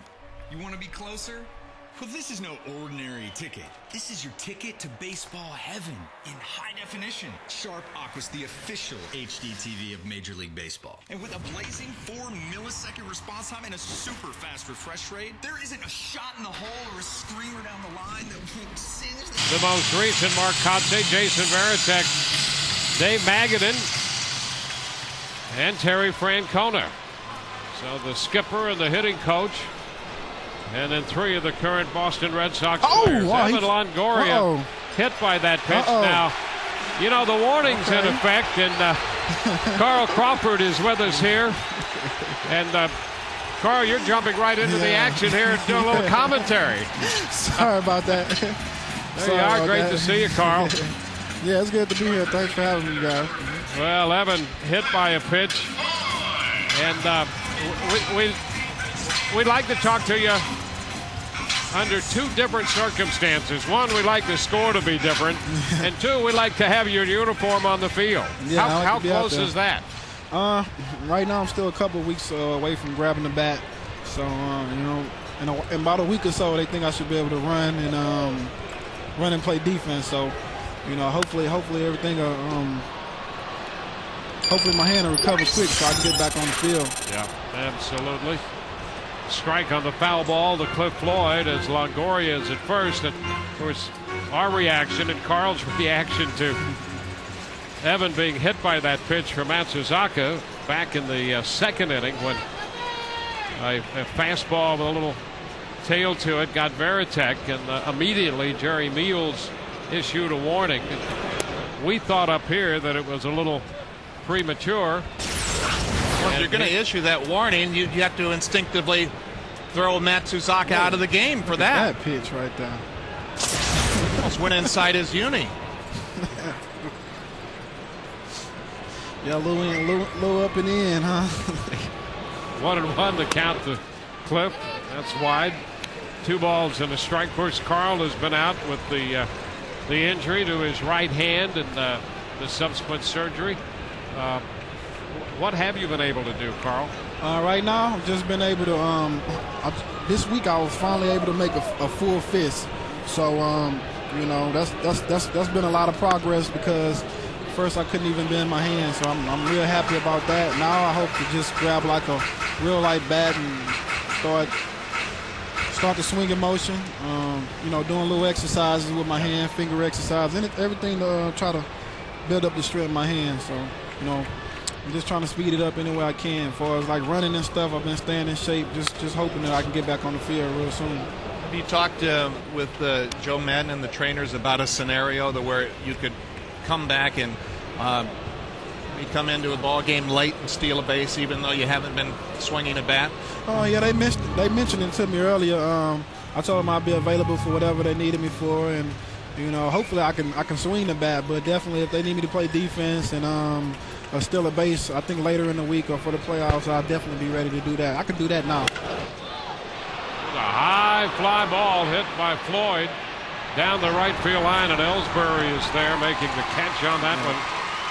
Towering fly ball back into right. So that's the first out with Longoria at first and Deanna Navarro on his way to the plate. So what's it been like for you? I know that it can't be all that pleasant.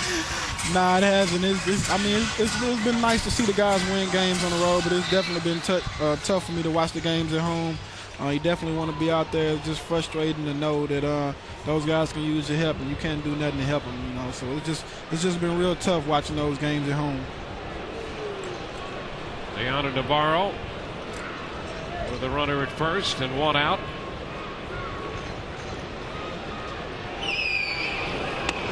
Did your doctor give you an indication as once you're able to start swinging a bat about how quickly you'll progress, or are you just letting your body be the guy there? I'm just letting it heal. He said 8 weeks, you know, but they said my hand's doing well, so I'm hoping that it can be before then. You know, athletes, we tend to want to get it antsy and want to come back early, so, you know, I hope this is one of those cases where he's wrong. But I know it's been a bad set of circumstances, but it's allowed your legs to heal, has it not? Yeah, that's the one good thing. I've been able to rest my hamstring. Everybody know that was bothering me a lot during the season this year. And, you know, I'm able to rest it, and now my legs feel real strong. I've been running with the trainer, feeling good. So that's why I say, you know, you just have to look for the positive things out of this situation, and that's one of them. Running with the trainer, how in the world can he keep up with you? Nah, he's not running. There's no future in that. He's not running. That's he's sitting back watching.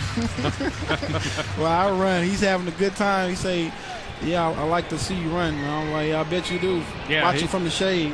Yeah, he needs a vehicle with 5 speeds to do that. Yeah.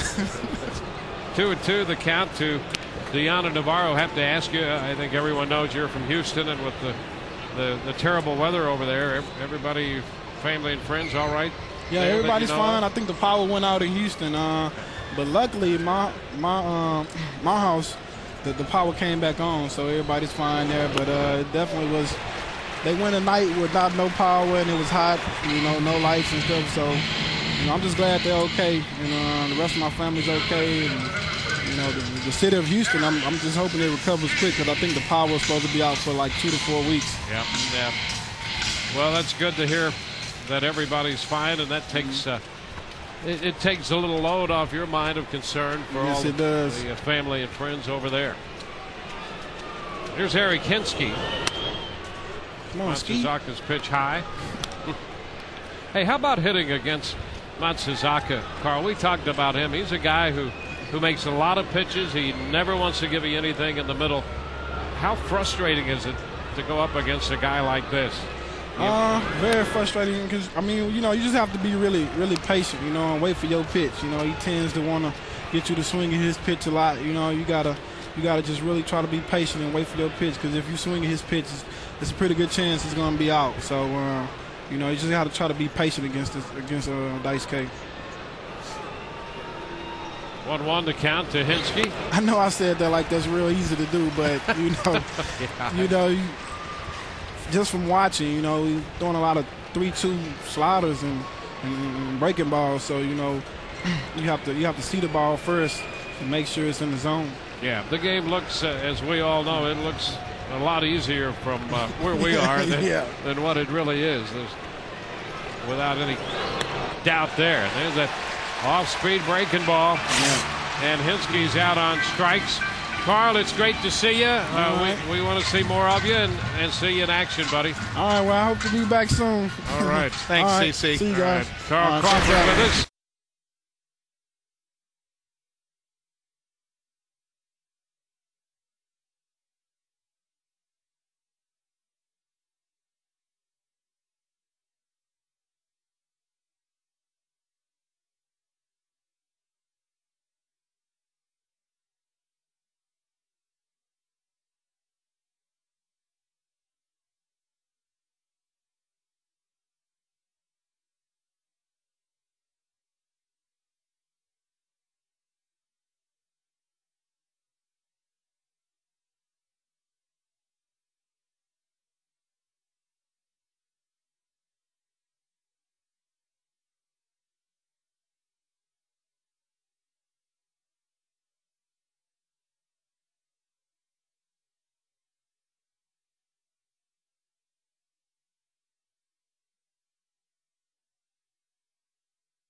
Create your own baseball collectible using your own photos. It's easy. Simply upload your photo, choose a product and design, and place your order.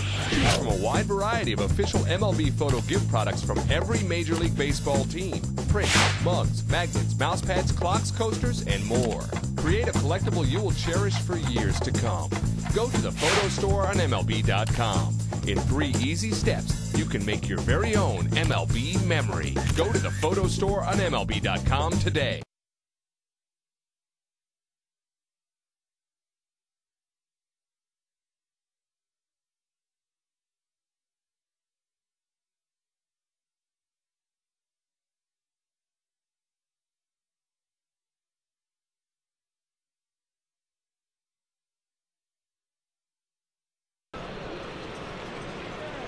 Jed Lowry up there now to lead off the 5th, with Boston on the strength of a 7-run 4th inning, having built an 11-1 lead. 1-0 the count to Lowry. That pitch a little close. 2 balls, no strikes. You know, we didn't get a chance to get into it too much. We were chatting with Carl, but Longoria getting hit to lead off the 4th wasn't anything different than Varitek getting hit to start off the inning in the 2nd. Yep. So in fact, the pitch that Matsuzaka, I would wager to say, was further off the plate than the one Kazmir threw. And ball 4, Talbot walks Lowry. Well, this thing has been out of sorts from the beginning, and boy, it really has, from the Rays' perspective, really gotten out of sorts.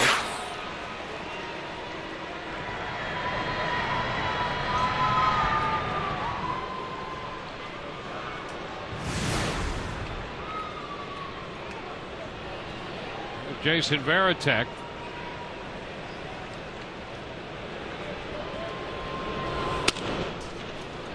Away. Varitek hit the home run in the 4th inning, right-handed, and he hit it a mile to left field. The last time the Red Sox were in town, Varitek was really scuffling at the plate. His bat was in and out of the strike zone. It definitely wasn't last time up. He had a great direct route to the ball.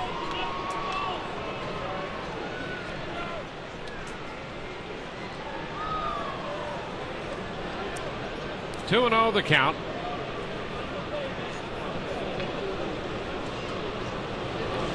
But there is so much offense already in the Red Sox lineup. I think the one thing that Terry Francona is concerned about the most is just to make sure that Varitek does his same workmanlike job behind the plate in handling pitchers, calling the game. There's not as much pressure on him to produce based on the other bats in the Red Sox lineup.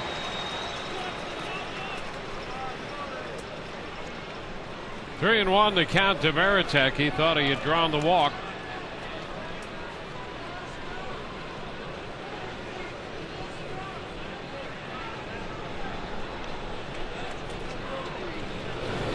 Ground ball right side. Pena takes it down to second, and the throw from Bartlett back to the pitcher. Talbot covering, completes the 3-6-1 double play. Well, that's a tough one to turn, but Talbot does a nice job hustling to get over there and find out where the bag is. Our checkers, double of the game. This double play turned by the Rays in the 5th inning.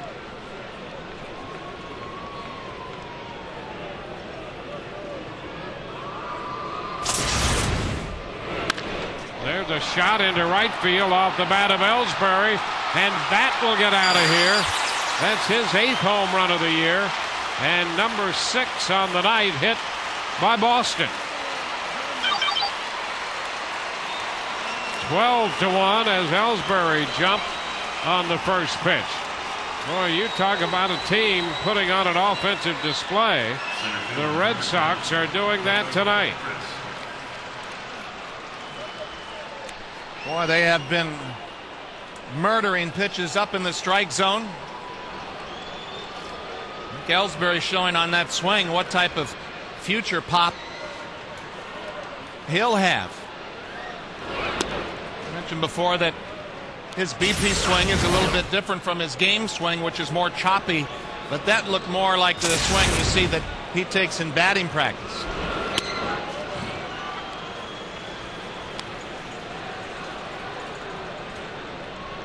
Coco Crisp up there with a 1-1 count. Too high. 2 balls and a strike.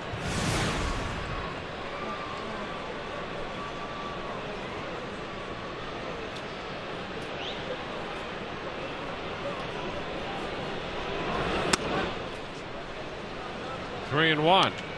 The Red Sox just now a run away from matching the most runs the Rays have allowed an opponent to score this year. They gave up 13 to the Indians in Cleveland on the 10th of July. They've been tagged for 12 tonight. Yeah, it's to the point now when you look in their lineup and ask yourself who in the Red Sox lineup has not hit a home run tonight. Well, 6 home runs, and that's a high on the year, as you might expect. All 4 inside to Crisp.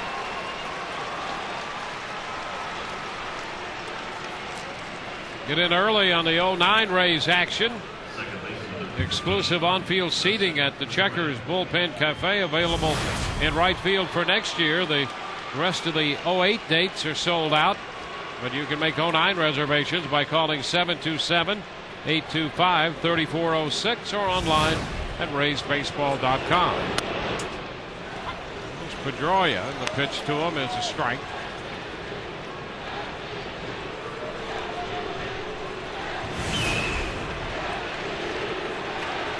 Pedroia has walked and singled and has driven in a run. It's a fly ball into right. Gross is there to make the catch.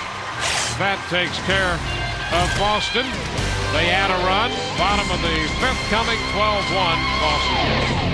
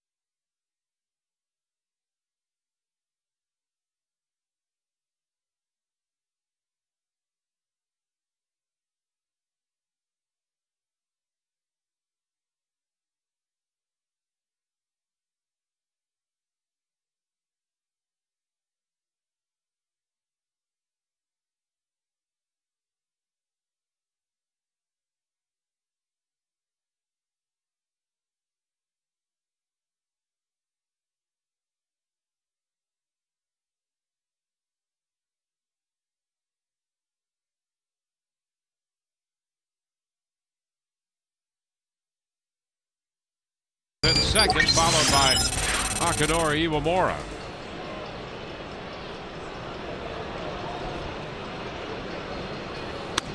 His pitch to Gross is outside. 1 ball, no strikes.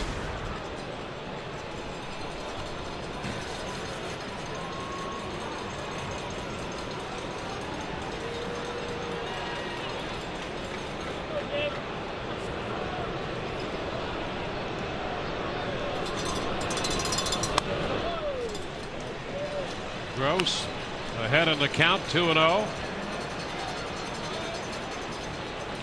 At this point for the Rays, it's just about putting some professional at-bats together in an effort to be prepped for tomorrow.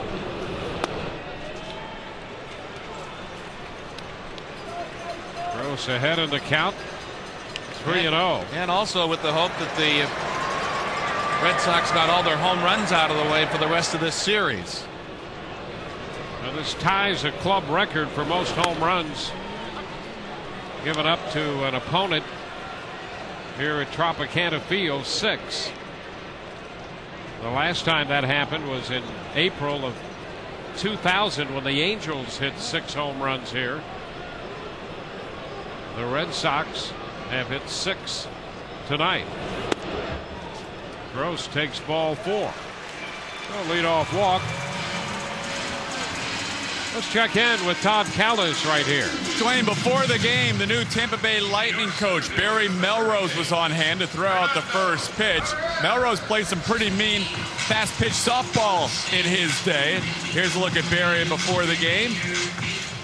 As they tomorrow start with their first practice of the season, as they get ready for a little exhibition over in Austria. We'll have it on our sister station, Sun Sports. That'll come up on the 4th of October as the Lightning play over in Austria. Rick Peckham and the Chief, Bobby Taylor, will be out there as well to bring you all the Lightning action from overseas on Sun Sports on October 4th. Guys, back to you. 1-0 the count to Fernando Perez. He fouls it out of play. The most home runs the Rays have ever given up in a single game is 7. And that was to the Red Sox at Fenway Park in July of 2002. 6 the most they've given up here. And as we mentioned, Anaheim did that in 2000. Seattle did that in 98 and 99 to the Rays here. Then the Angels here. And then up in Boston in 2002 at Fenway in the first game of a doubleheader. Boston hit 7 home runs. Well, they have 6 tonight, 4 coming off Scott Kazmir, and then 2 off Mitch Talbot in his big league debut. Perez chops it to the right side. He's got a chance to beat it out and will. Matsuzaka had no chance to get over to first in time, and Perez has an infield hit. No, we didn't get a chance to ask CeCe, who can motor with the best of them, who he thinks would win a foot race between these two. Both of them have high-end speed.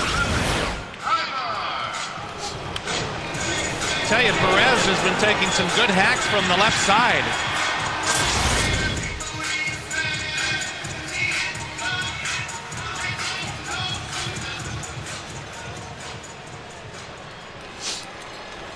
Now Ibar will bat in the place of Iwamura. Willie Ibar is going to hit.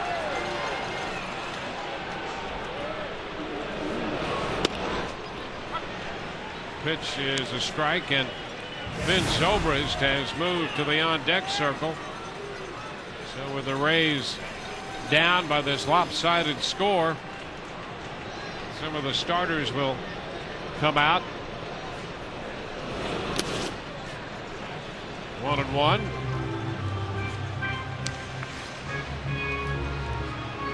This gives a few more at-bats and innings played to some of the guys off the bench and rest some of the starters here, with the Rays falling behind big little part of this game. Well, Willie Ibar played very well in Evan Longoria's departure, or absence rather. 2-1 now. Joe Madden knows how important it is to keep everybody locked in, all 25 guys. Keeping them sharp, a challenge. It squares the count at 2-2, and the Rays have done a great job of that. And this season has been a situation where everybody on that roster has contributed.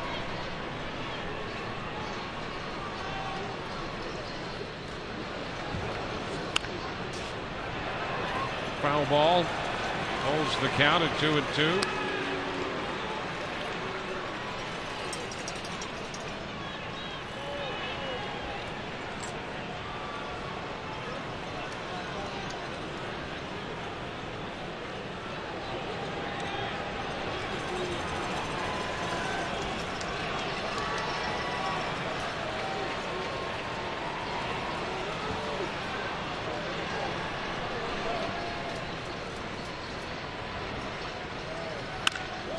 Fly ball to left.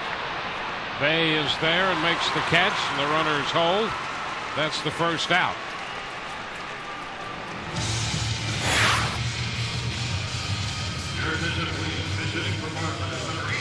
Now we're going to see Ben Zobrist bat in the place of Jason Bartlett. You know, and this game tonight might be the last little breather that Joe Madden will give his regulars, knowing that these games the rest of the way are going to be super intense.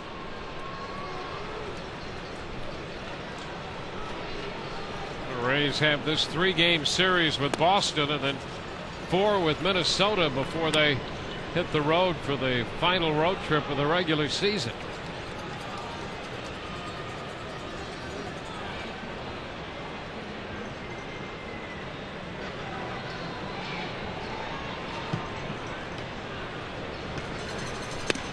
Zobrist takes that one for a strike. 1-1.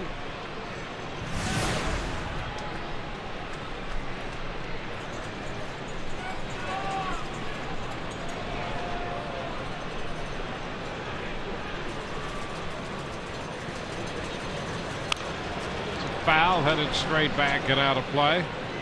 1-2.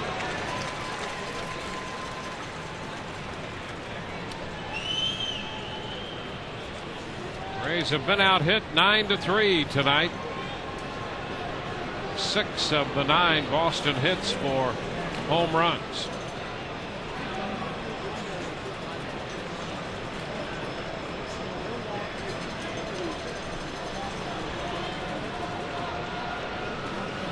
Swing and a miss. Zobrist missed the fastball. Matsuzaka springs that one on you at about 94. Especially when you never really seem to get a fastball you can lean on, and then you're committed to looking for the breaking ball, and it looks pretty quick after that.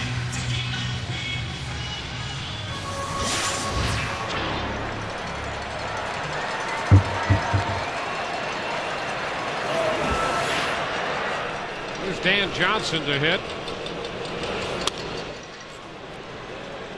Takes one high. Johnson batting in the place of Carlos Pena.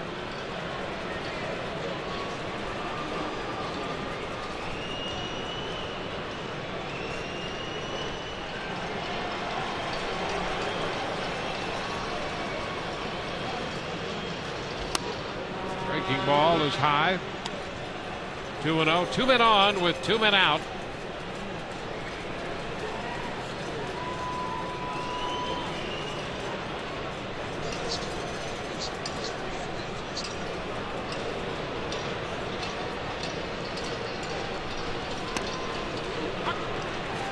Two and one.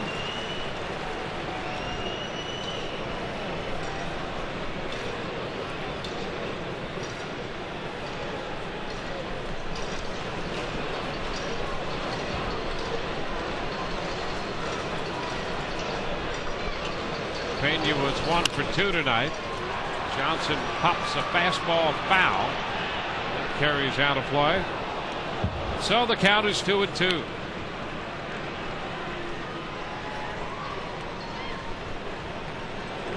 Matsuzaka comes in with a record of 16-2. Not since Roger Clemens started 17-2 in 1986 have the Red Sox had a pitcher do what Matsuzaka's done in the win-loss department.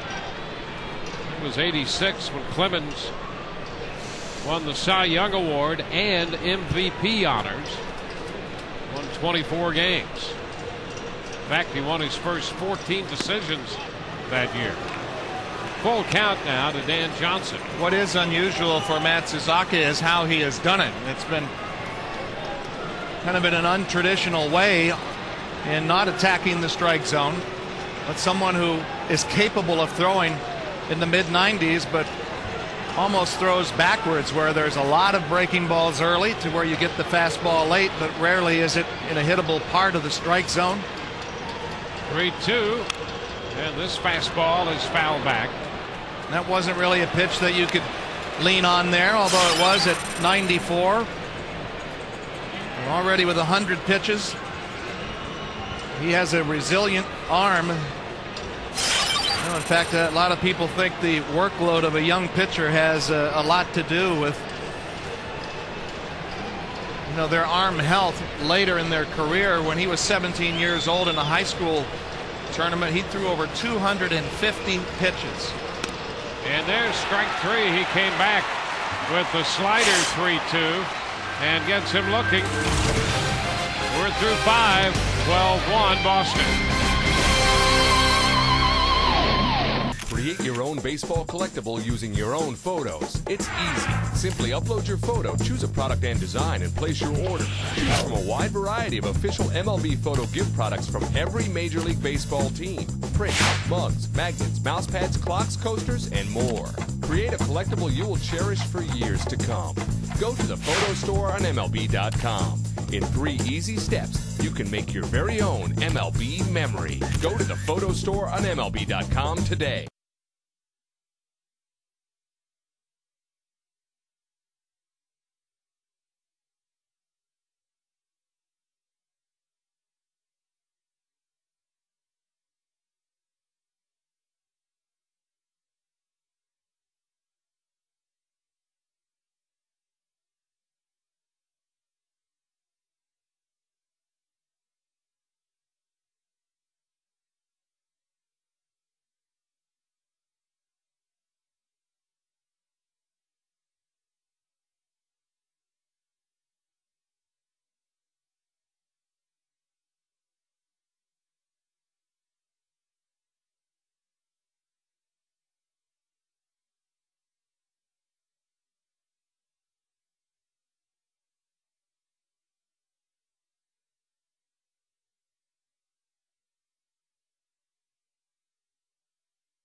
How do you want to see the game? You want to be closer?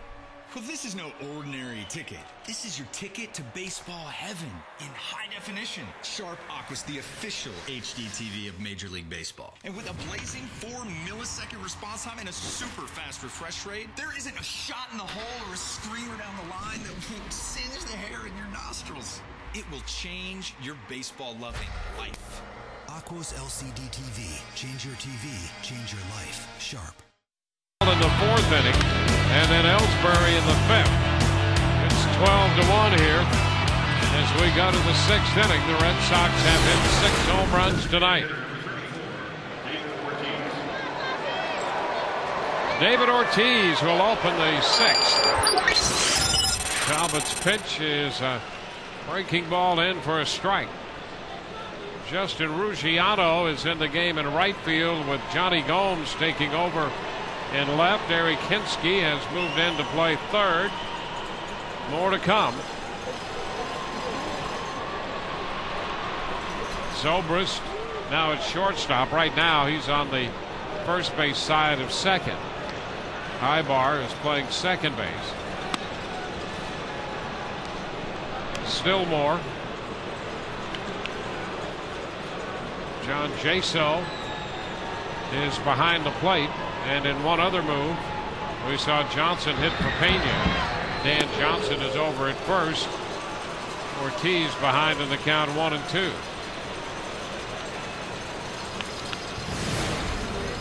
There's been some pretty good reports about John Jaso's catching ability, receiving ability.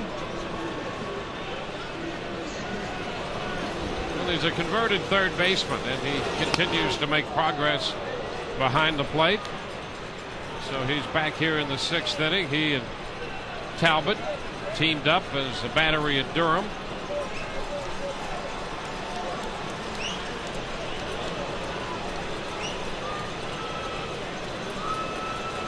2-2. And it's looped the other way into left, and Gomes is going to have to go over to the line to retrieve it. Ortiz against the shift, loops one up the left field line, and that's indicative of the kind of night it's been. The Red Sox are hitting home runs and everything else. That one drops in off Talbot for Ortiz.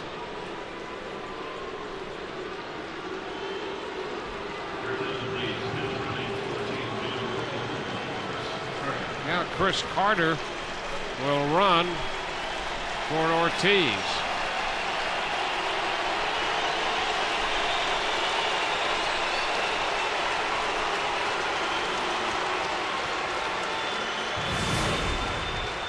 Here's Kevin Youkilis.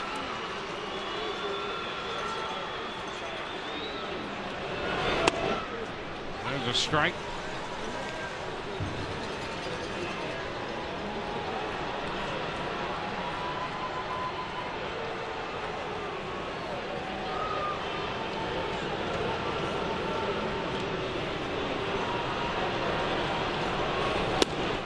There's a cross-up, looked to be a cross-up there.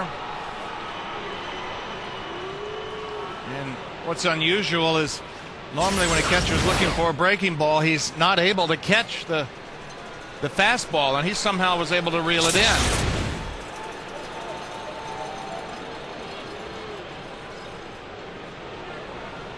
A 1-1 count.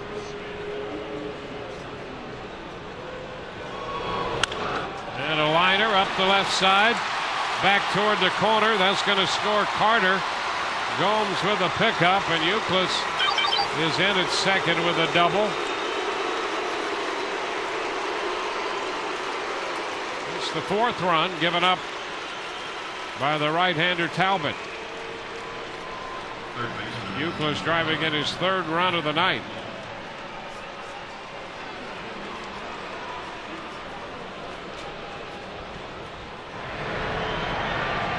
That's his 40th double of the year.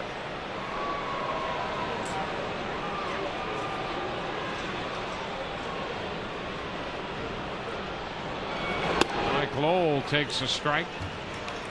Kazmir worked 3 innings plus, made 72 pitches.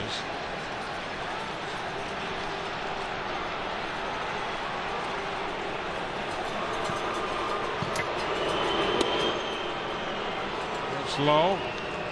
It's 1-1. I think everyone expected to see a lot more drama in this game, but the Red Sox jumped ahead early.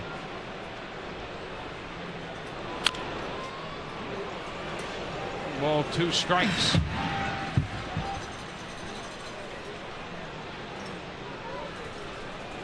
Now the Red Sox had hit only .211 this year at Tropicana Field coming into this one. Well, they've scored 13 runs tonight and have hit 6 home runs. And Lowell is hit by that pitch. It comes on a 1-2 delivery. Jim Hickey's going to go to the mound now. Warnings are in effect, and we've seen 2 batters hit since then, Longoria and Lowell, both by shaving the front of that uniform. It seems that always happens after warnings have been issued.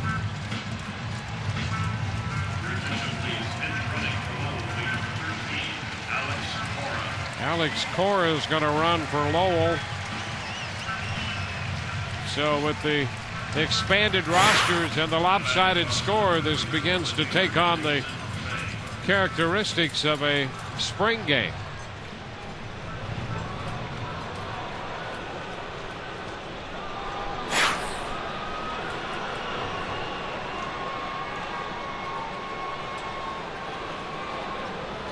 Jason Bay.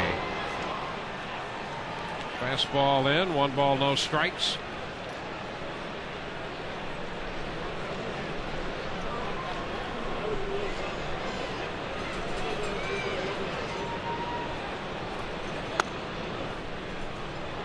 2-0, breaking ball that didn't have a lot of bite to it.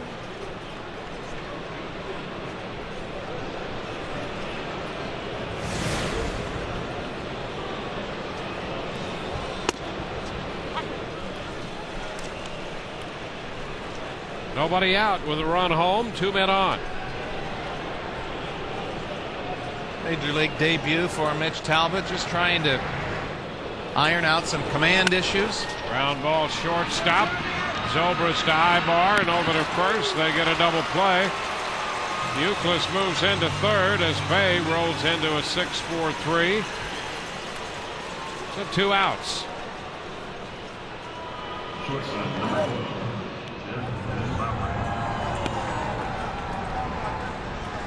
Salas up in the Rays bullpen.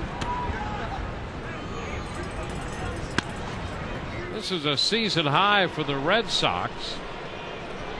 They have hit 6 home runs. Prior to this, their season's high had been 4. They've done that 4 previous times, and they have 6 tonight. You would think numbers like that, they would have put those up in their own ballpark in Fenway. 1-1 to count.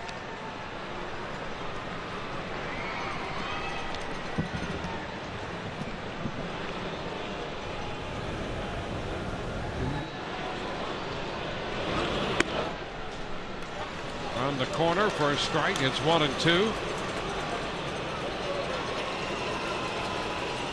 Well, they scored 19 runs against Texas a little over a month ago at Fenway. That's their season's high. 2-2. They had a 10-run first inning in that game. They had a 7-run fourth tonight.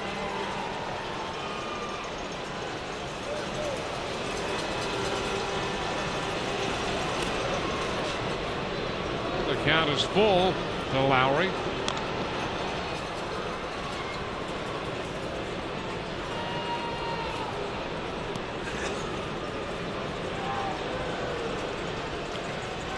"13 runs, 11 hits, 3-2 inside," and Talbot gives up his first walk of the inning, the third he's issued in this outing.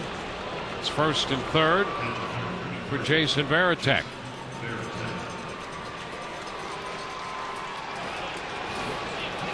Varitek hitting left-handed again. His home run came as a right-handed hitter against Kazmir, and he hit it deep into the seats and left. He hit it a long way by having a very tidy to-the-ball swing. Pitch inside, 1-0. He was hit by a pitch in the second, and that led to the warning. It seemed to be a little strange at the time. He hit the 2-run homer in the 4th and grounded into a double play in the 5th.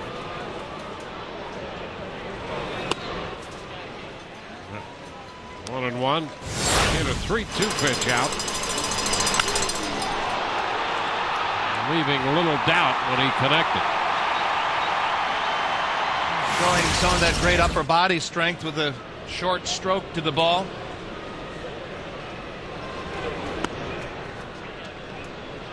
Two balls and a strike.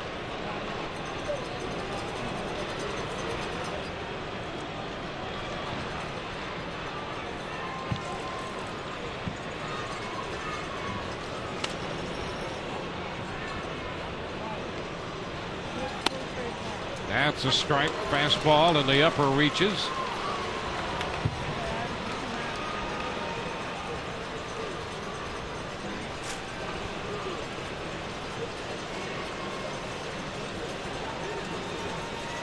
Four runs in the first, 7 in the 4th, and 1 in the 5th. They've added another one in the 6th.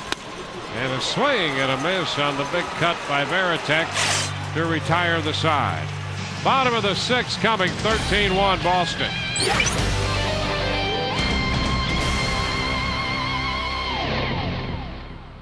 Are you an adrenaline junkie? At Grind TV on Yahoo Sports, you can submit your own videos or watch the pros in action. Check out the most outrageous, untamed, and awe-inspiring sports videos on the web, surfing, skateboarding, motocross, and so much more. For the sickest action sports videos, check out Grind TV on Yahoo Sports.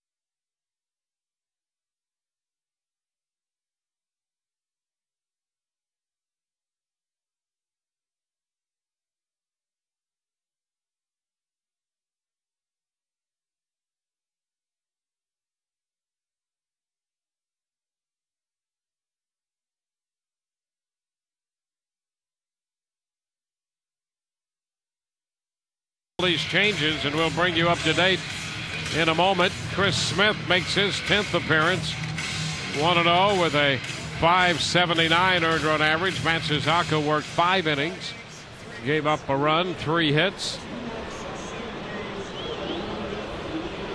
And John Jaso steps in here, fouling the first pitch from Smith. He comes out swinging.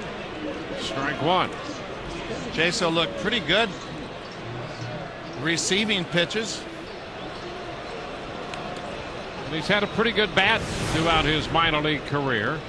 AA and AAA this year, hitting .273.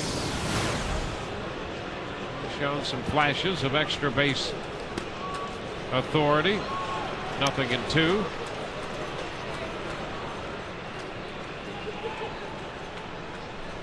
So some major league debuts turned in tonight. Mitch Talbot in relief of Kazmir, and there's a base hit into right field for Jaso. John Jaso, in his first at bat, lines a single into right field.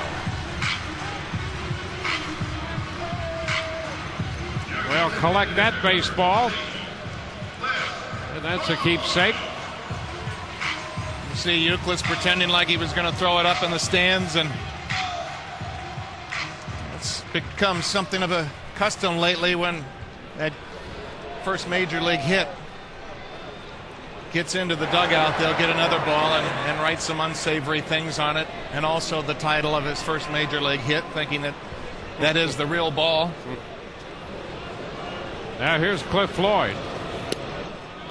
He takes it down, a ball to no strike, so John Jaso's at first. That first major league hit ball will be procured by Chris Westmoreland, the clubhouse manager.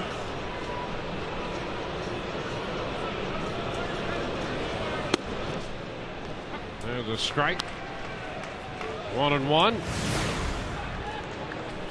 Yeah, Westy, one of the key members of this organization. He really is one of the guys who makes it happen.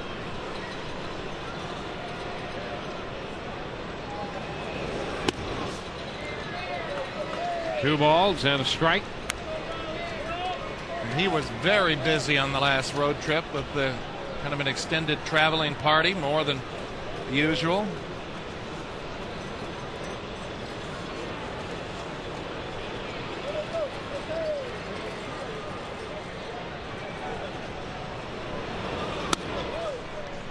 Now it's 3-1 to Cliff.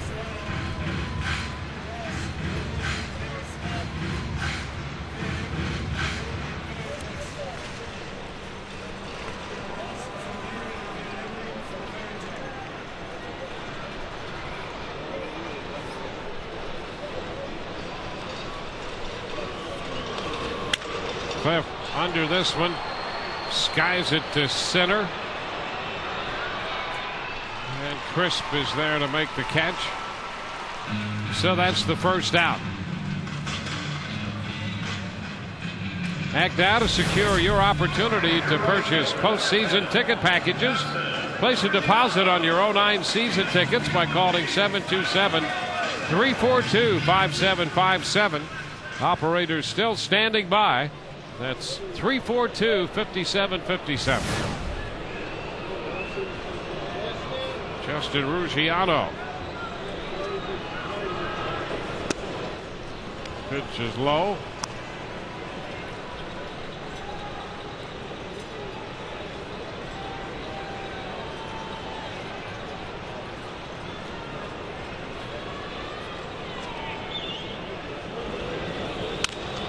Ground ball down the third base side. Takes it to 1-1. Ruggiano made some hitting adjustments on the road trip that he thinks are really going to help him long term, about being a little bit more upright, a little more balanced. Got a few hits in Yankee Stadium going the other way. Well, he just seemed to be trying to hit the ball out of the ballpark with every swing before. And as a result, his bat was in and out of the zone. There's a fly ball hit deep into right center field, and he takes that one the other way. Out of here. Home run for Justin Ruggiano. Now the Rays hit their second home run of the night. A two-run shot by Ruggiano. That makes it 13-3. Well, he's staying a little more upright, driving the ball the other way. It's a classic example of hitting the ball where it's pitched. And before he made those adjustments, that really was not a swing that he could make. Well, it's something that Joe Madden had impressed upon him, to hit the ball the other way during the New York series. Gary Kinski, who's now playing third base, takes the pitch upstairs, 1-0. Ground ball to first, picked up by Euclid, and he makes the play unassisted.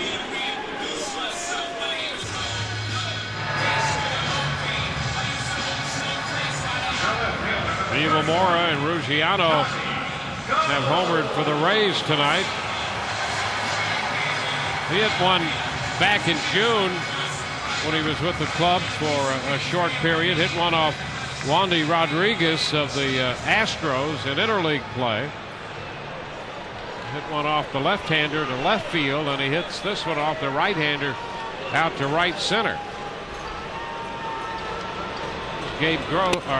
Johnny Gomes hitting in the spot originally occupied by Gross. Gomes taking over in left with Ruggiano playing right field.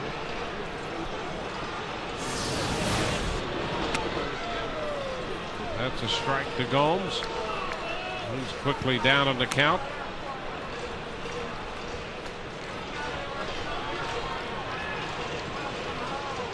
Matsuzaka worked 5 innings, made 101 pitches, and the run he allowed came on the home run by Aki.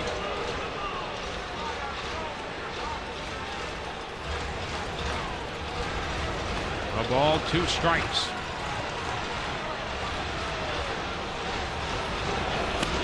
And a big cut and a miss by Gomes, who strikes out. Ruggiano hit the home run, a 2-run shot. We're through 6, and it's 13-3 Boston.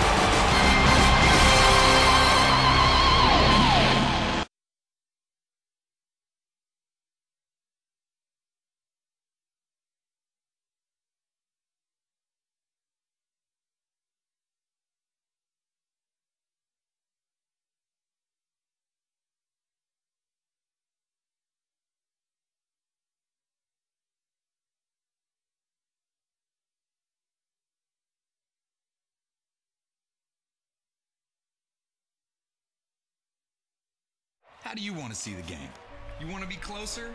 Well, this is no ordinary ticket. This is your ticket to baseball heaven in high definition. Sharp Aqua's the official HD TV of Major League Baseball. And with a blazing 4-millisecond response time and a super fast refresh rate, there isn't a shot in the hole or a screamer down the line that will singe the hair in your nostrils. It will change your baseball-loving life. Aqua's LCD TV. Change your TV, change your life. Sharp. Are you an adrenaline junkie? At Grind TV on Yahoo Sports, you can submit your own videos or watch the pros in action. Check out the most outrageous, untamed, and awe-inspiring sports videos on the web, surfing, skateboarding, motocross, and so much more. For the sickest action sports videos, check out Grind TV on Yahoo Sports.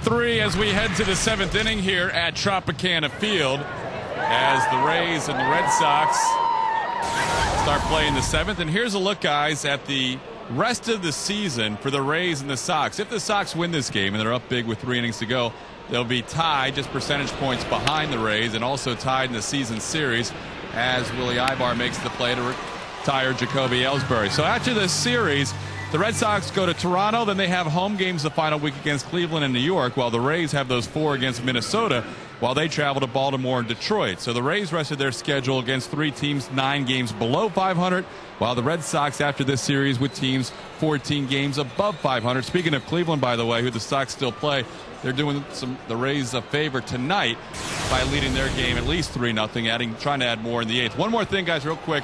International geography, maybe not my strong suit tonight, because the Lightning game is not in Austria. So if the Chief Bobby Taylor and Rick Peckham end up there, that won't be a good thing. The game is, in fact, in the Czech Republic on October the 4th. Back to you. Hey, I think they've already gone over there, though. They're going to miss the game, Todd. That is a problem. Well, they're close to Prague if they're in Austria. Just a quick flight. 1-0 the count to Crispin. He takes a strike. It's good to know the Chief got his passport back. Juan Salas makes his 5th appearance. He's the 3rd Rays pitcher of this ball game. Ground ball first and a diving stop by Johnson. Salas off the mound to cover. That takes care of Chris. Nice play by Dan Johnson at first base. Well, a good defense is infectious. Dan Johnson getting in on the act. Much easier play to make going to the forehand side. And how many times have we seen it? The Rays turning a hit into an out. There's Kevin Cash. Cash hitting out of the 2nd spot. 2 outs in the 7th inning.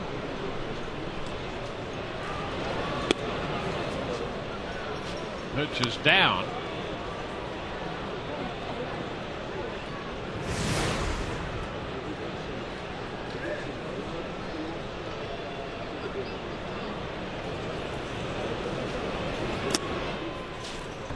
Two and 0.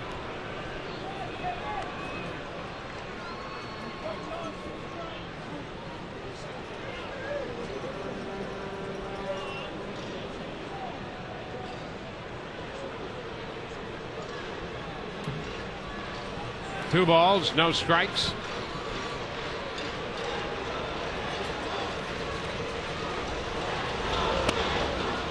Salas in there with a strike call.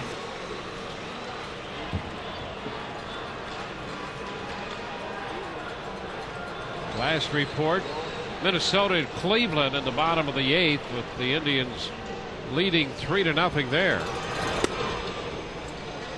The Rays, who started with a magic number of 14 to win the East and 8 to get into the playoffs for the wild card, they could actually trim that wild card number to 7 if Cleveland hangs on to that win over Minnesota. There's ball 4 to Cash. It's the 8th walk given up tonight by Rays pitching. You know, it's really a contrast of two teams over there in the Central, with the White Sox, who have lived all year on the home run ball, and the Twins have hardly any power in their lineup at all after Justin Morneau. The Twins, a team that typically plays such a sound fundamental game. They seem to plug in a couple of players every year direct from their organization who arrive at the big league level knowing how to play the game. Oh, what a big cut taken by Carter on that first pitch. So big, I thought he was going to hurt himself. Oftentimes in games like this, you do end up getting hurt, and it's by the pitcher. After a cut like that. Right. 0-2. 2 strikes to count right now. Take a look at that first swing that Carter took. Thought he was going to hurt his back. Well, he was fidgeting around like he was trying to get something loose after that. Here is that swing. And observe all the violence in it.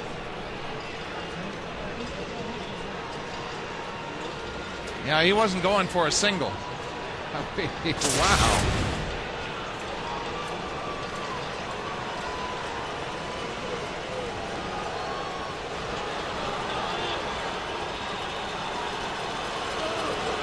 Breaking ball, and it's hit into right.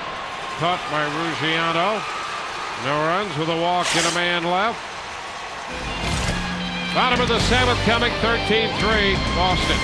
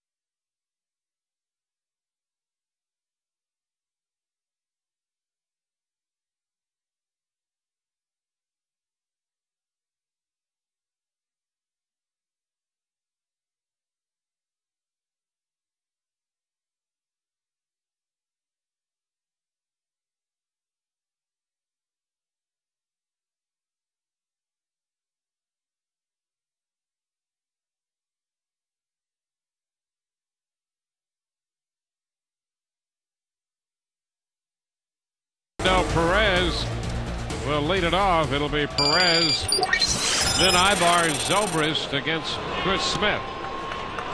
Fernando, who has an infield hit, 1 for 2 on the night. Pitch is a ball, down and in, 1-0.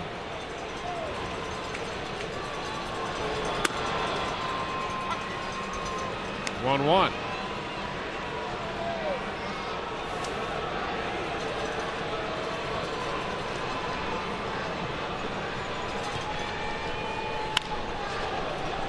coaching box at third. 1-2. Reports we had on Fernando coming up is he had some troubles from the left side of the plate, but he's had some pretty good at-bats from the left side from what we have seen. Well, it's been a developing situation. He's made progress as a left-handed hitter, and there was some concern that he might be overmatched, but I'll tell you, he battles up there, and a natural right-handed hitter, and for the last 3 years in the minor leagues has been working on switch hitting to help take advantage of his great speed. We've seen what he can do in the outfield and on the bases, and he's really worked hard at becoming a switch hitter. He's got a lot of elements to his makeup that recommends him to a major league roster. He fouls a fastball back. All right, very bright kid out of Columbia University. Really happy to see him hit that home run in Yankee Stadium in front of friends and family. He said it was surreal. He checks, the pitch is wide. 3-2. So one would think he'll get it all figured out.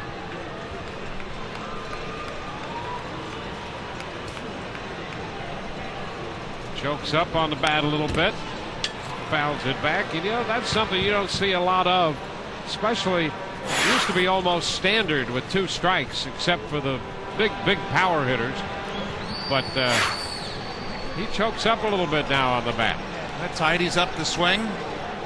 He feels much more in control of it. It's a high pop foul back of third.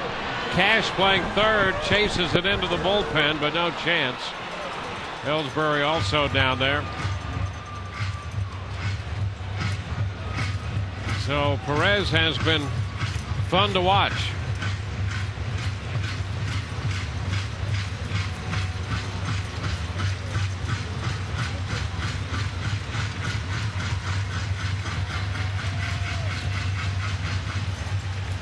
Matsuzaka pitched the first 5. Smith pitched the 6th and gave up the 2-run home run to Ruggiano. And there's strike 3. Perez caught looking on the pitch over the inside corner. Don't miss Pandemonium at Tropicana Field, the 18th, 19th, 20th, and 21st when the Rays take on the Twins. Part of Shirts Off Our Backs, presented by Champ Sports. Fans make a suggested donation of $3 to the Rays Baseball Foundation and receive an instant win scratch-off card. Even giving away a Kia Borrego. Call 888-FAN-RAYS or visit RaysBaseball.com to get your tickets. 1-0 the count to Willie Ibar. This one is lifted to the left side, and Cash over near the stands, and he overran it. They'll leave the catcher by trade down there at third base here in the 7th inning. Well, you could tell by his route over there, and then when he checked and went, uh-oh, where am I going? What was I doing on that, he said.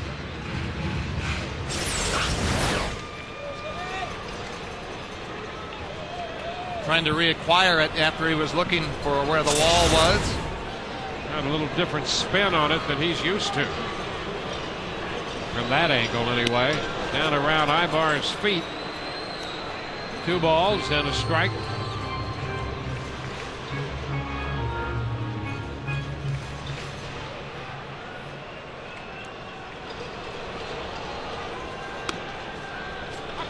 And a strike away from him on the outside edge.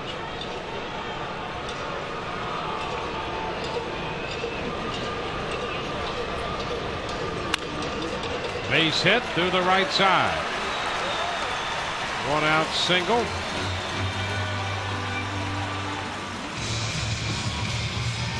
Well, that's something that Willie did a great job of in the absence of Evan Longoria, is quality at bats.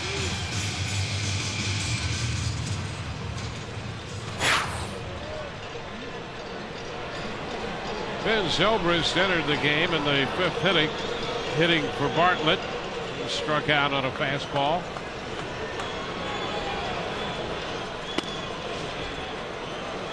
One ball, no strikes.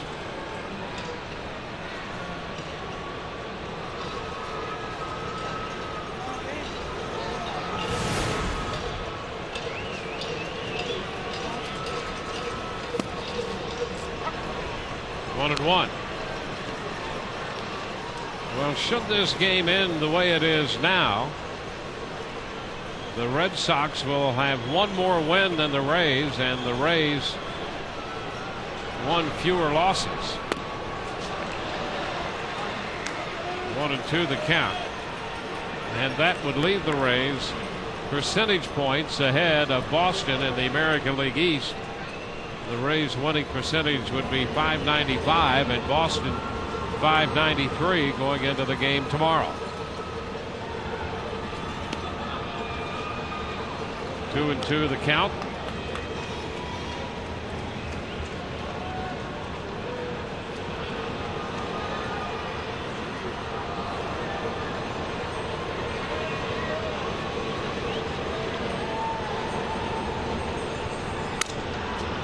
Zobrist fouls it. We'll be with you on the Rays over-the-air television network tomorrow at 7 o'clock. First pitch is set for 7:10.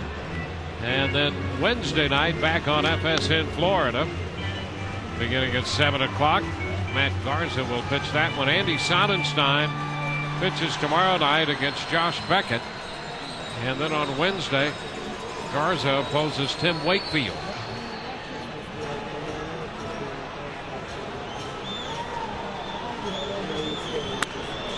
Ball three. One on with one out and a full count to Zobrist. Andy's after his 14th win tomorrow, 13-7. Beckett comes in 12-9. And Garza in the last game of the series coming back on 3 days rest. High fly ball into short left. Ellsbury makes the catch. 2 outs.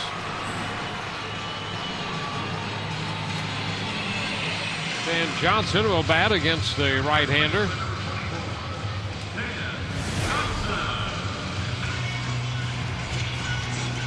Minnesota has scored a run in the 9th to make it 3-1. The Indians have just now won that game 3-1. So the Twins lose. There's a strike, a breaking ball. More finals from around baseball.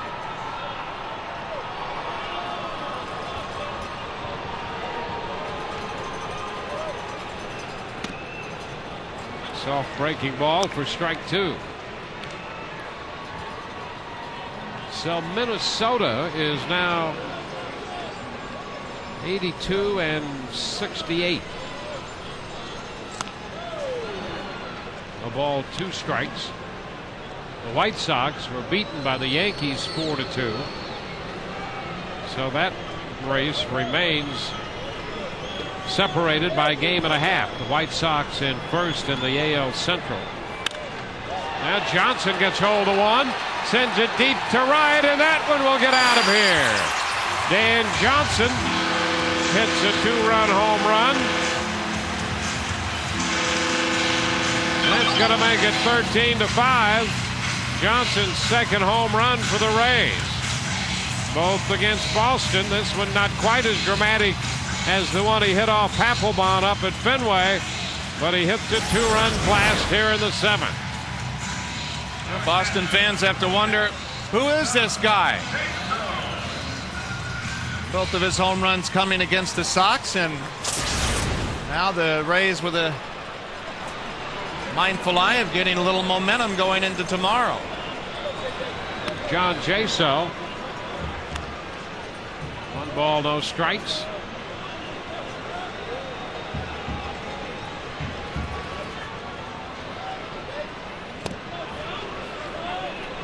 That's a strike. 1-1. Jaso got his first big league hit in the 6th and scored on Ruggiano's home run. Wields that bat around like it's a toothpick.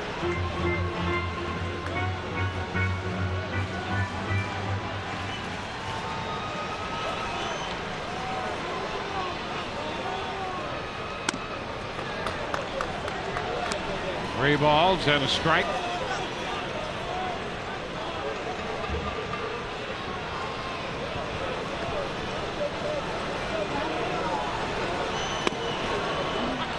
Three and two. Mentioned earlier in the evening with Manny going over to the National League with the Dodgers, and boy, the Dodgers have come on lately. And Jaso is out on strikes. Called out by Mills to retire the side. Home run by Johnson, a 2-run shot. We're through 7. 13-5 Boston. Create your own baseball collectible using your own photos. It's easy. Simply upload your photo, choose a product and design, and place your order. Choose from a wide variety of official MLB photo gift products from every Major League Baseball team. Prints, mugs, magnets, mouse pads, clocks, coasters, and more. Create a collectible you will cherish for years to come. Go to the photo store on MLB.com. In 3 easy steps, you can make your very own MLB memory. Go to the photo store on MLB.com today.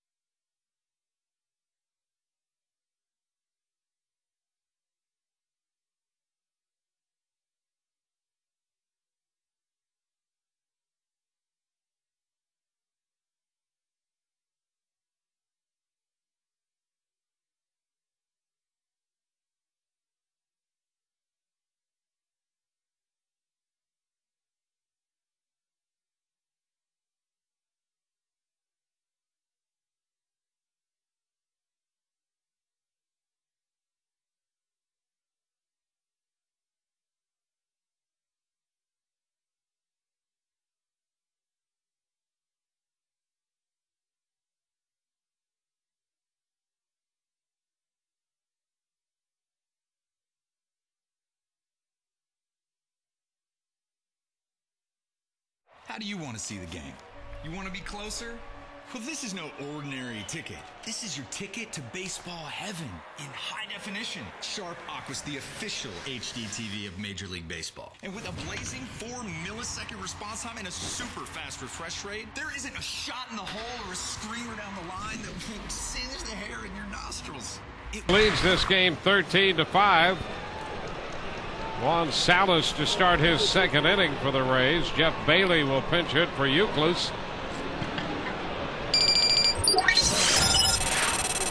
Euclid hit a homer and doubled tonight. The pitch to Bailey is a strike.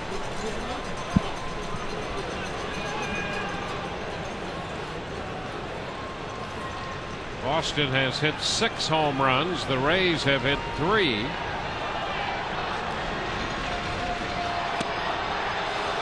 Two strikes the count. Bailey a wave and a miss. The Red Sox showed tonight why they have that quick strike offense. They went to work early. Way high, 1-2. Well, they took advantage of Kazmir's wildness. He walked Crisp and Pedroia to start the game, and 3 pitches into the at-bat to David Ortiz. Ortiz hit his 19th home run of the year to make it 3-0. And there's a wave and a miss. Bailey's out on strikes. Time for the Just for Men Stay in the Game hold of the day, brought to you by Just for Men Hair Color. And yesterday, with the Rays down, David Price entered the game in relief of Edwin Jackson and pitched 5 1/3 impressive innings. He did give up a home run to Derek Jeter. Just as middle relievers keep their teams in the game, you too can stay in the game with Just for Men Hair Color. Price impressive yesterday, and said after the game that Derek Jeter used to be his favorite player. He's not so sure about that now after Jeter hit the home run off him. Well, that was quite an at-bat by Jeter where he was defensive getting to 2 strikes. A lot of that with the quality of Price's stuff. He's so good at driving the ball the other way. Hit that home run to right center. The 0-1 pitch to Alex Cora. That's why you get the feeling that Jeter's never really out of an at-bat. Price made 87 pitches in 5 1/3. Yeah, that was a 9-pitch at bat for Jeter.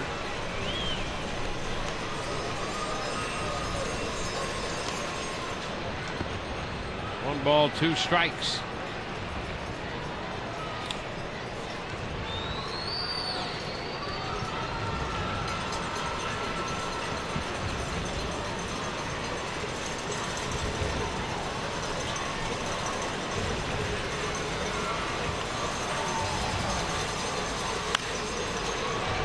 Jammed and fouls it the other way.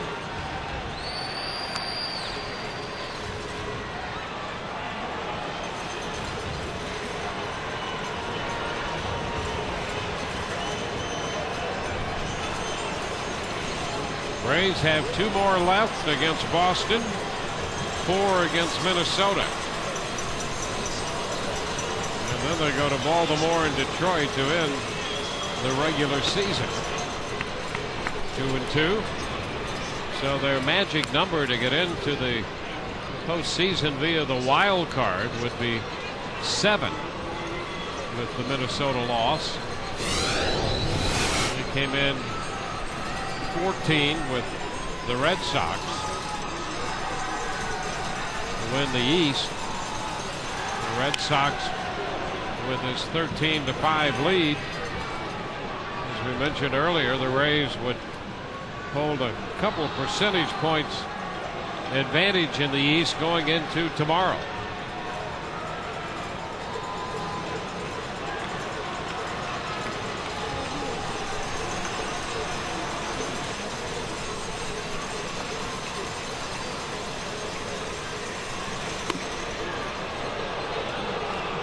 Three balls, 2 strikes. Kazmir tonight charged with 9 runs in 3 innings plus.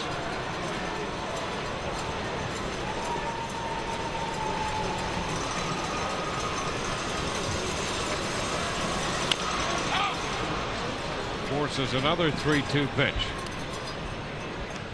I've been impressed with John Jaso's receiving skills. We haven't seen a lot of him. Just got his first major league hit. You'd mentioned earlier, rather new to the position, formerly a third baseman.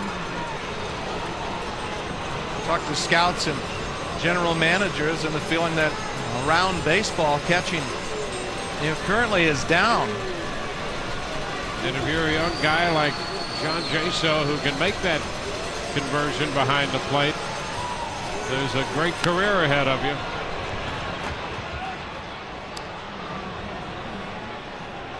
Yeah, I would say right now that's the quickest career path to the major leagues, is being proficient at catching.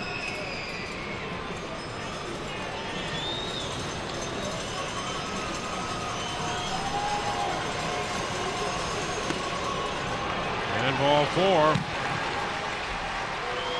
The second walk issued by Salas.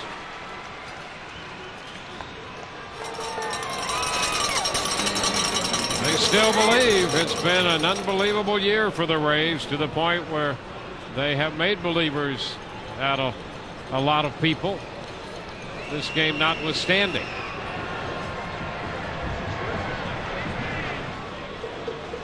David Ross up there now. He's doing the catching.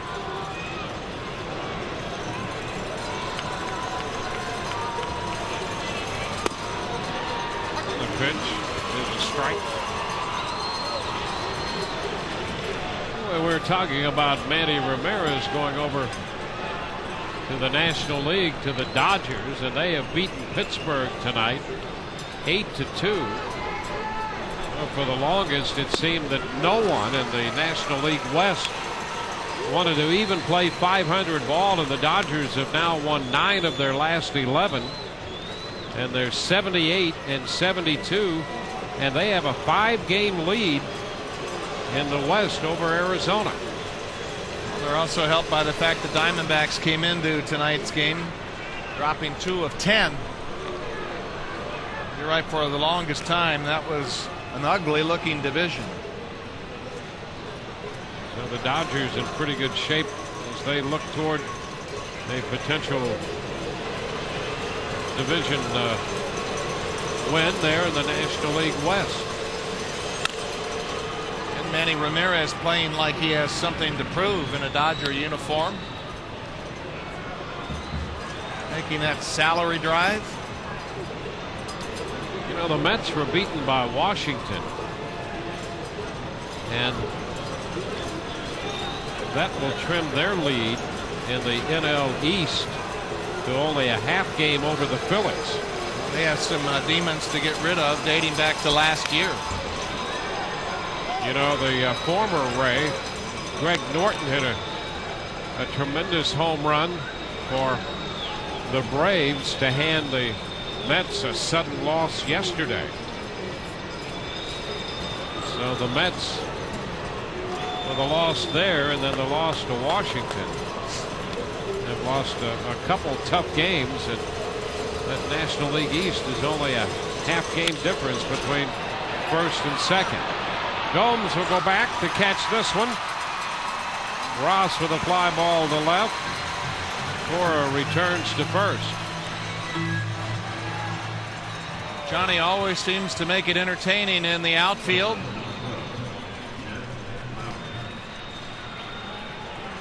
You know, in the middle of all of that, Milwaukee and Philadelphia tied in the wild card race in the National League, and Ned Yost was fired, the Brewers manager. The management really felt like the Brewers were playing very tight. Dale Swain, an easygoing guy. Lowry lifting a fly ball into center. That's Perez. Fernando makes the catch. Man left on base, and we go into the bottom of the 8th. 13-5 Boston. Are you an adrenaline junkie? At Grind TV on Yahoo Sports, you can submit your own videos or watch the pros in action. Check out the most outrageous, untamed, and awe-inspiring sports videos on the web, surfing, skateboarding, motocross, and so much more. For the sickest action sports videos, check out Grind TV on Yahoo Sports.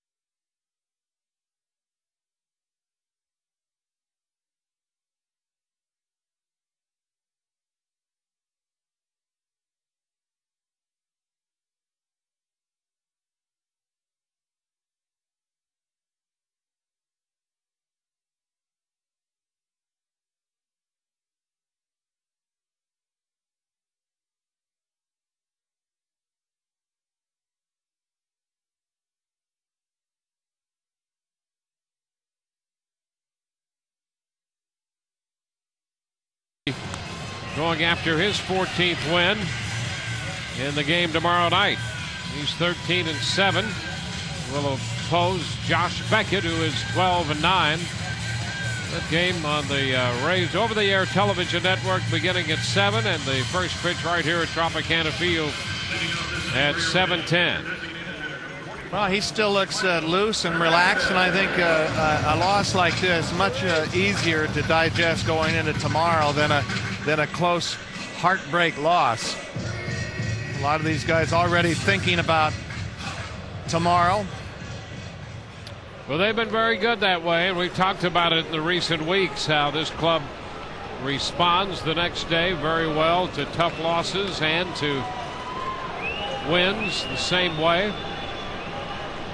Michel Hernandez will bat here in the bottom of the 8th inning. Goes after the first pitch from Mike Timlin and rolls it to second. That's the first out. Thrown out by Alex Cora.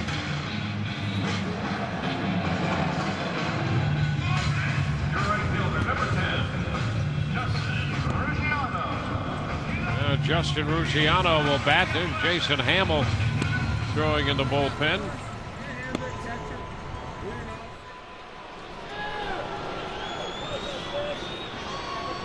Ruggiano hit a 2-run home run to right center field in the 6th. 1 ball, no strikes. Well, in the American League, the Angels have already won the West. The White Sox lead the Twins by a game and a half in the Central. And it would appear that the Rays' lead would be down to percentage points over the Red Sox. They'll be tied in the games behind column. But the Rays will hold a .595 winning percentage and Boston .593 going into play tomorrow.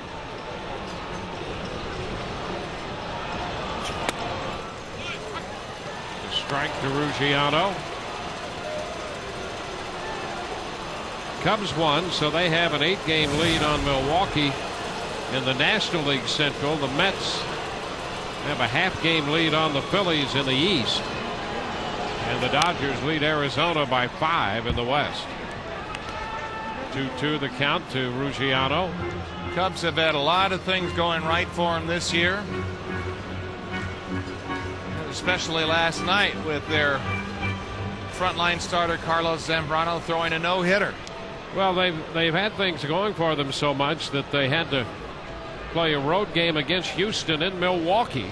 And Milwaukee, as we all know, just a tad north of Chicago, and the place was filled with Cub fans up there. A so-called neutral site.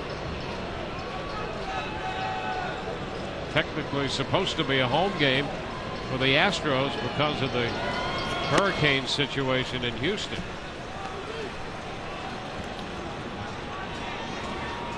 Full count now. That says it all. Saluting her Rays heroes. Hoping she'll have more to cheer about tomorrow night. Ruggiano draws the walk from Timlin. Enter the Fishing with Farrell sweepstakes presented by Dick's Sporting Goods at SunSportsTV.com. One lucky winner will meet Dave for a $1,500 shopping spree. Fish with him and one of our regional guides. So take the bait and enter the Fishing with Farrell sweepstakes presented by Dick's Sporting Goods at SunSportsTV.com. Eric Hinsky hits it down to second. Cora with the toss to Lowry and over to Miller or Bailey, and it's a 4-6-3 double play. We are through 8, 13-5 Boston. Create your own baseball collectible using your own photos. It's easy. Simply upload your photo, choose a product and design, and place your order. Choose from a wide variety of official MLB photo gift products from every Major League Baseball team. Prints, mugs, magnets, mouse pads, clocks, coasters, and more. Create a collectible you will cherish for years to come. Go to the photo store on MLB.com. In 3 easy steps, you can make your very own MLB memory. Go to the photo store on MLB.com today.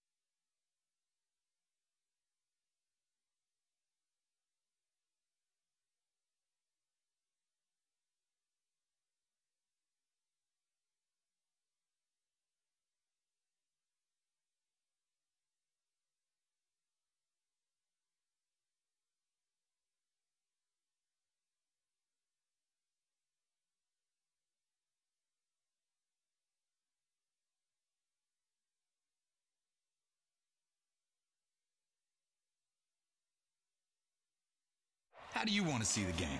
You want to be closer?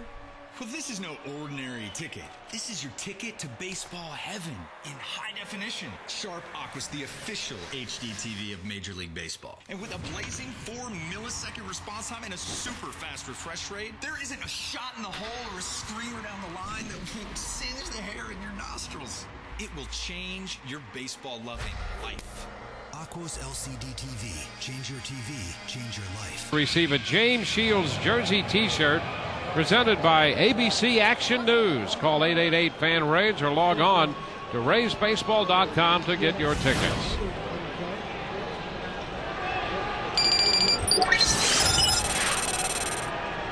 Jason Hamill is the new pitcher for the Rays. His first pitch is fouled back by Jonathan Van Every. He's hitting in the spot originally occupied by Jason Varitek.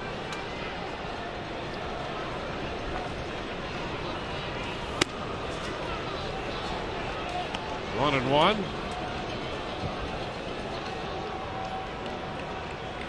37th appearance for Hamill.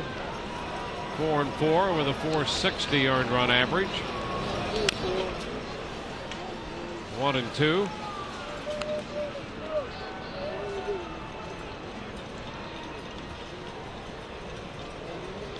Juan Salas worked 2 innings. Gave up a couple of walks and struck out a man.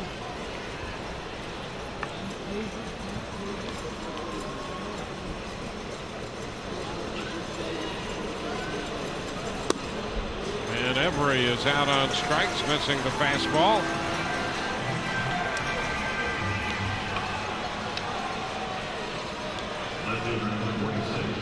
Jacoby Ellsbury, who started in right, now playing left. No bat in the inning. He's 2 for 4. Singled and scored in the 4th. Homered in the 5th. He really drove that one in the 5th, that home run. Gets it on the ground, and that's a fair ball back at first. Johnson, a nice pickup, and the throw to Hamill. Johnson looks pretty good over there at first base. It definitely looks like he likes going to the glove hand side. Made 2 nice plays since coming in. That one not an easy one. Got a little hop off the bag.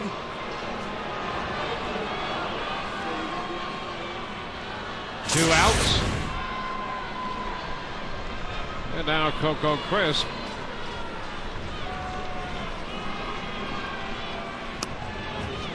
Breaking ball misses. 1 ball, no strikes.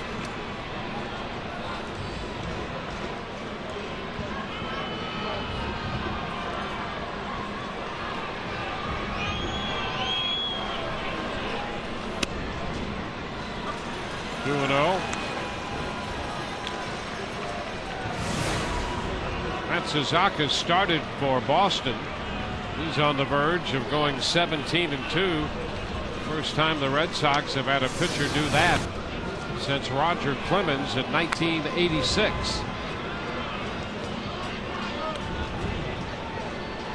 Who won the count?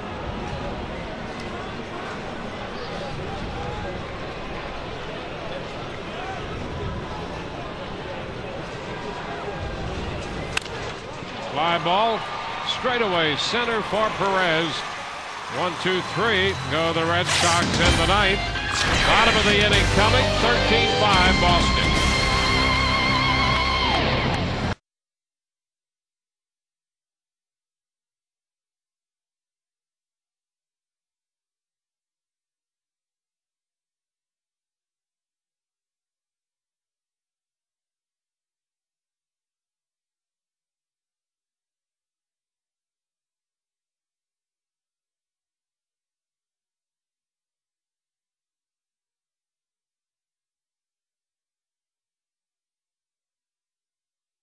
How do you want to see the game? You want to be closer?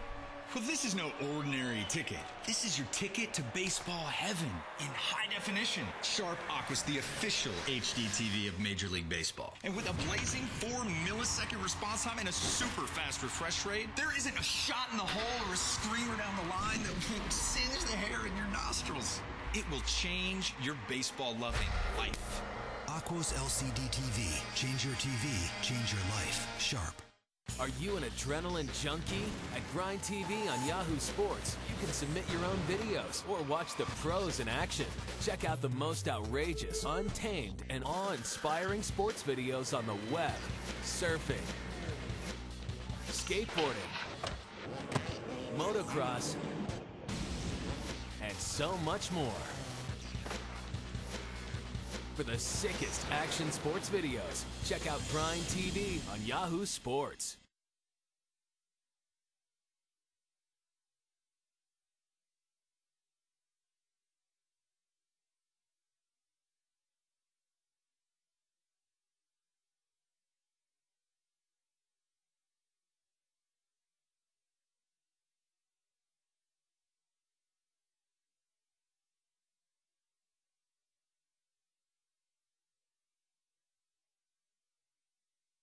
Sounded off saying that he thought Jabba Chamberlain was better off in the bullpen next year.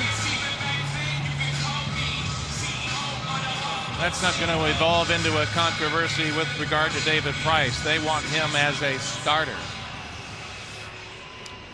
And we saw some of the reasons why yesterday. Here's Johnny Gomes against David Pauly. Gomes hits it a long way foul. A fastball. Strike one.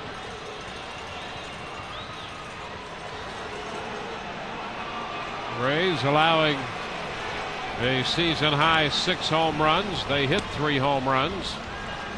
Pitch in the dirt, and the count is 1-1.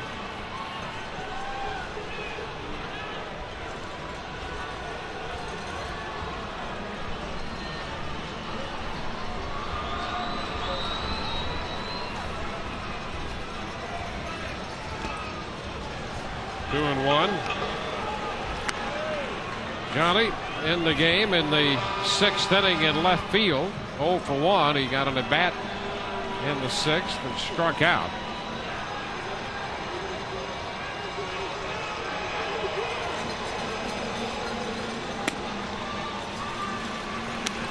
Three and one.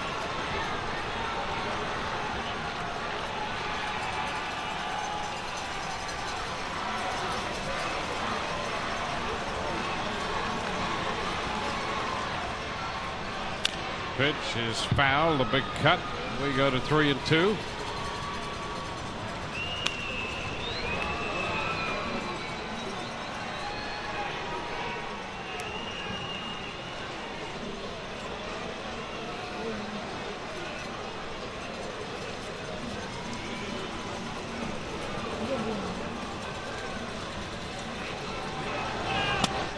And strike 3 call. Gomes out on strikes. Let's check in with Todd Callis. Dwayne, you remember the sign we showed you out in Toronto about World Series champs? It's a good sign. The girls from Publix are back. It made it past international borders here. Tampa Bay things to do. Hey, there you go. Super Bowl champs, Stanley Cup champs, World Series champs, obviously still left unchecked, but Rays fans hanging in there till the very end, and they made it back from Toronto with the sign. Speaking of signs, Sunday's our last FSN Kids Sunday, so all those kids out there want to make your signs for Sunday. We'll check out the best one, but the girls from Publix are back here at the Trop. Guys, back to you. Hey, that's the kind of spirit that the Rays have started to develop in their fans this year. Perez out as Bailey took care of that one. A little collision there, but that's first baseman unassisted. 2 outs. And these two teams are right back at it tomorrow night. Crowd of just under 30,000 here. And boy, the Rays would love to see this thing filled the next 2 nights with Boston here. As a counterweight to some of the Boston fans who tend to be a what should we say, loquacious in their enthusiasm. Yeah, something like that. They have a lot to say. High bar, a strike to count to Willie.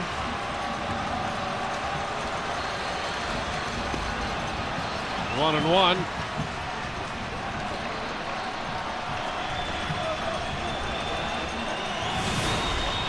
This game will even the season series. The Rays will have won 8 games, and the Red Sox will have won 8.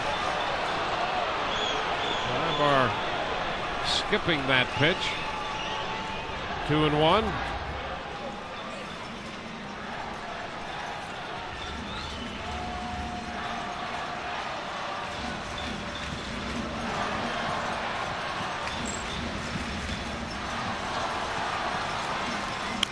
And Ibar fouls it out of play to square it at 2-2. Yeah, but make no mistake about it, tonight the Red Sox put this game away early. They had 11 runs through 4. 3 balls, 2 strikes. They have more runs than hits. They use the long ball to break out in front early.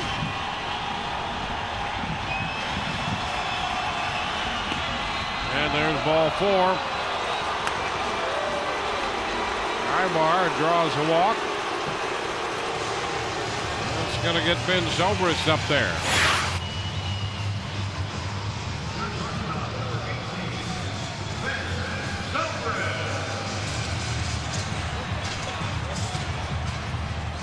Zobrist 0 for 2 with a strikeout and a fly ball to left.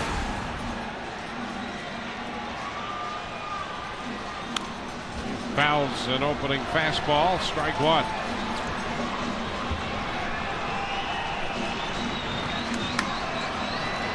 Matsuzaka will go to 17-2. Kazmir 11-7.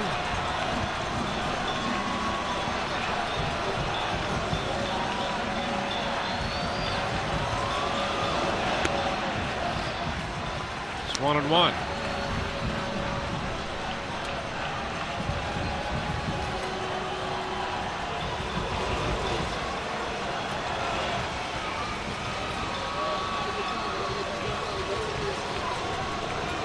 Baldy's 1-1. 2 balls and a strike. Now for someone who is up by 8 runs, he's doing a lot of nibbling.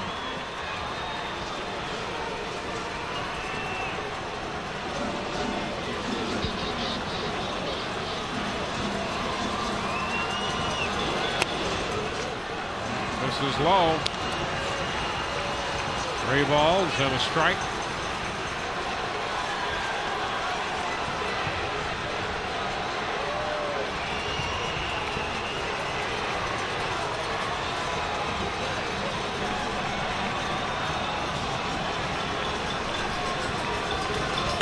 Ground ball to the right side. Cora will take it to first out there. And this game is over. Red Sox have taken the first game of this 3-game series. It's a 13-5 final.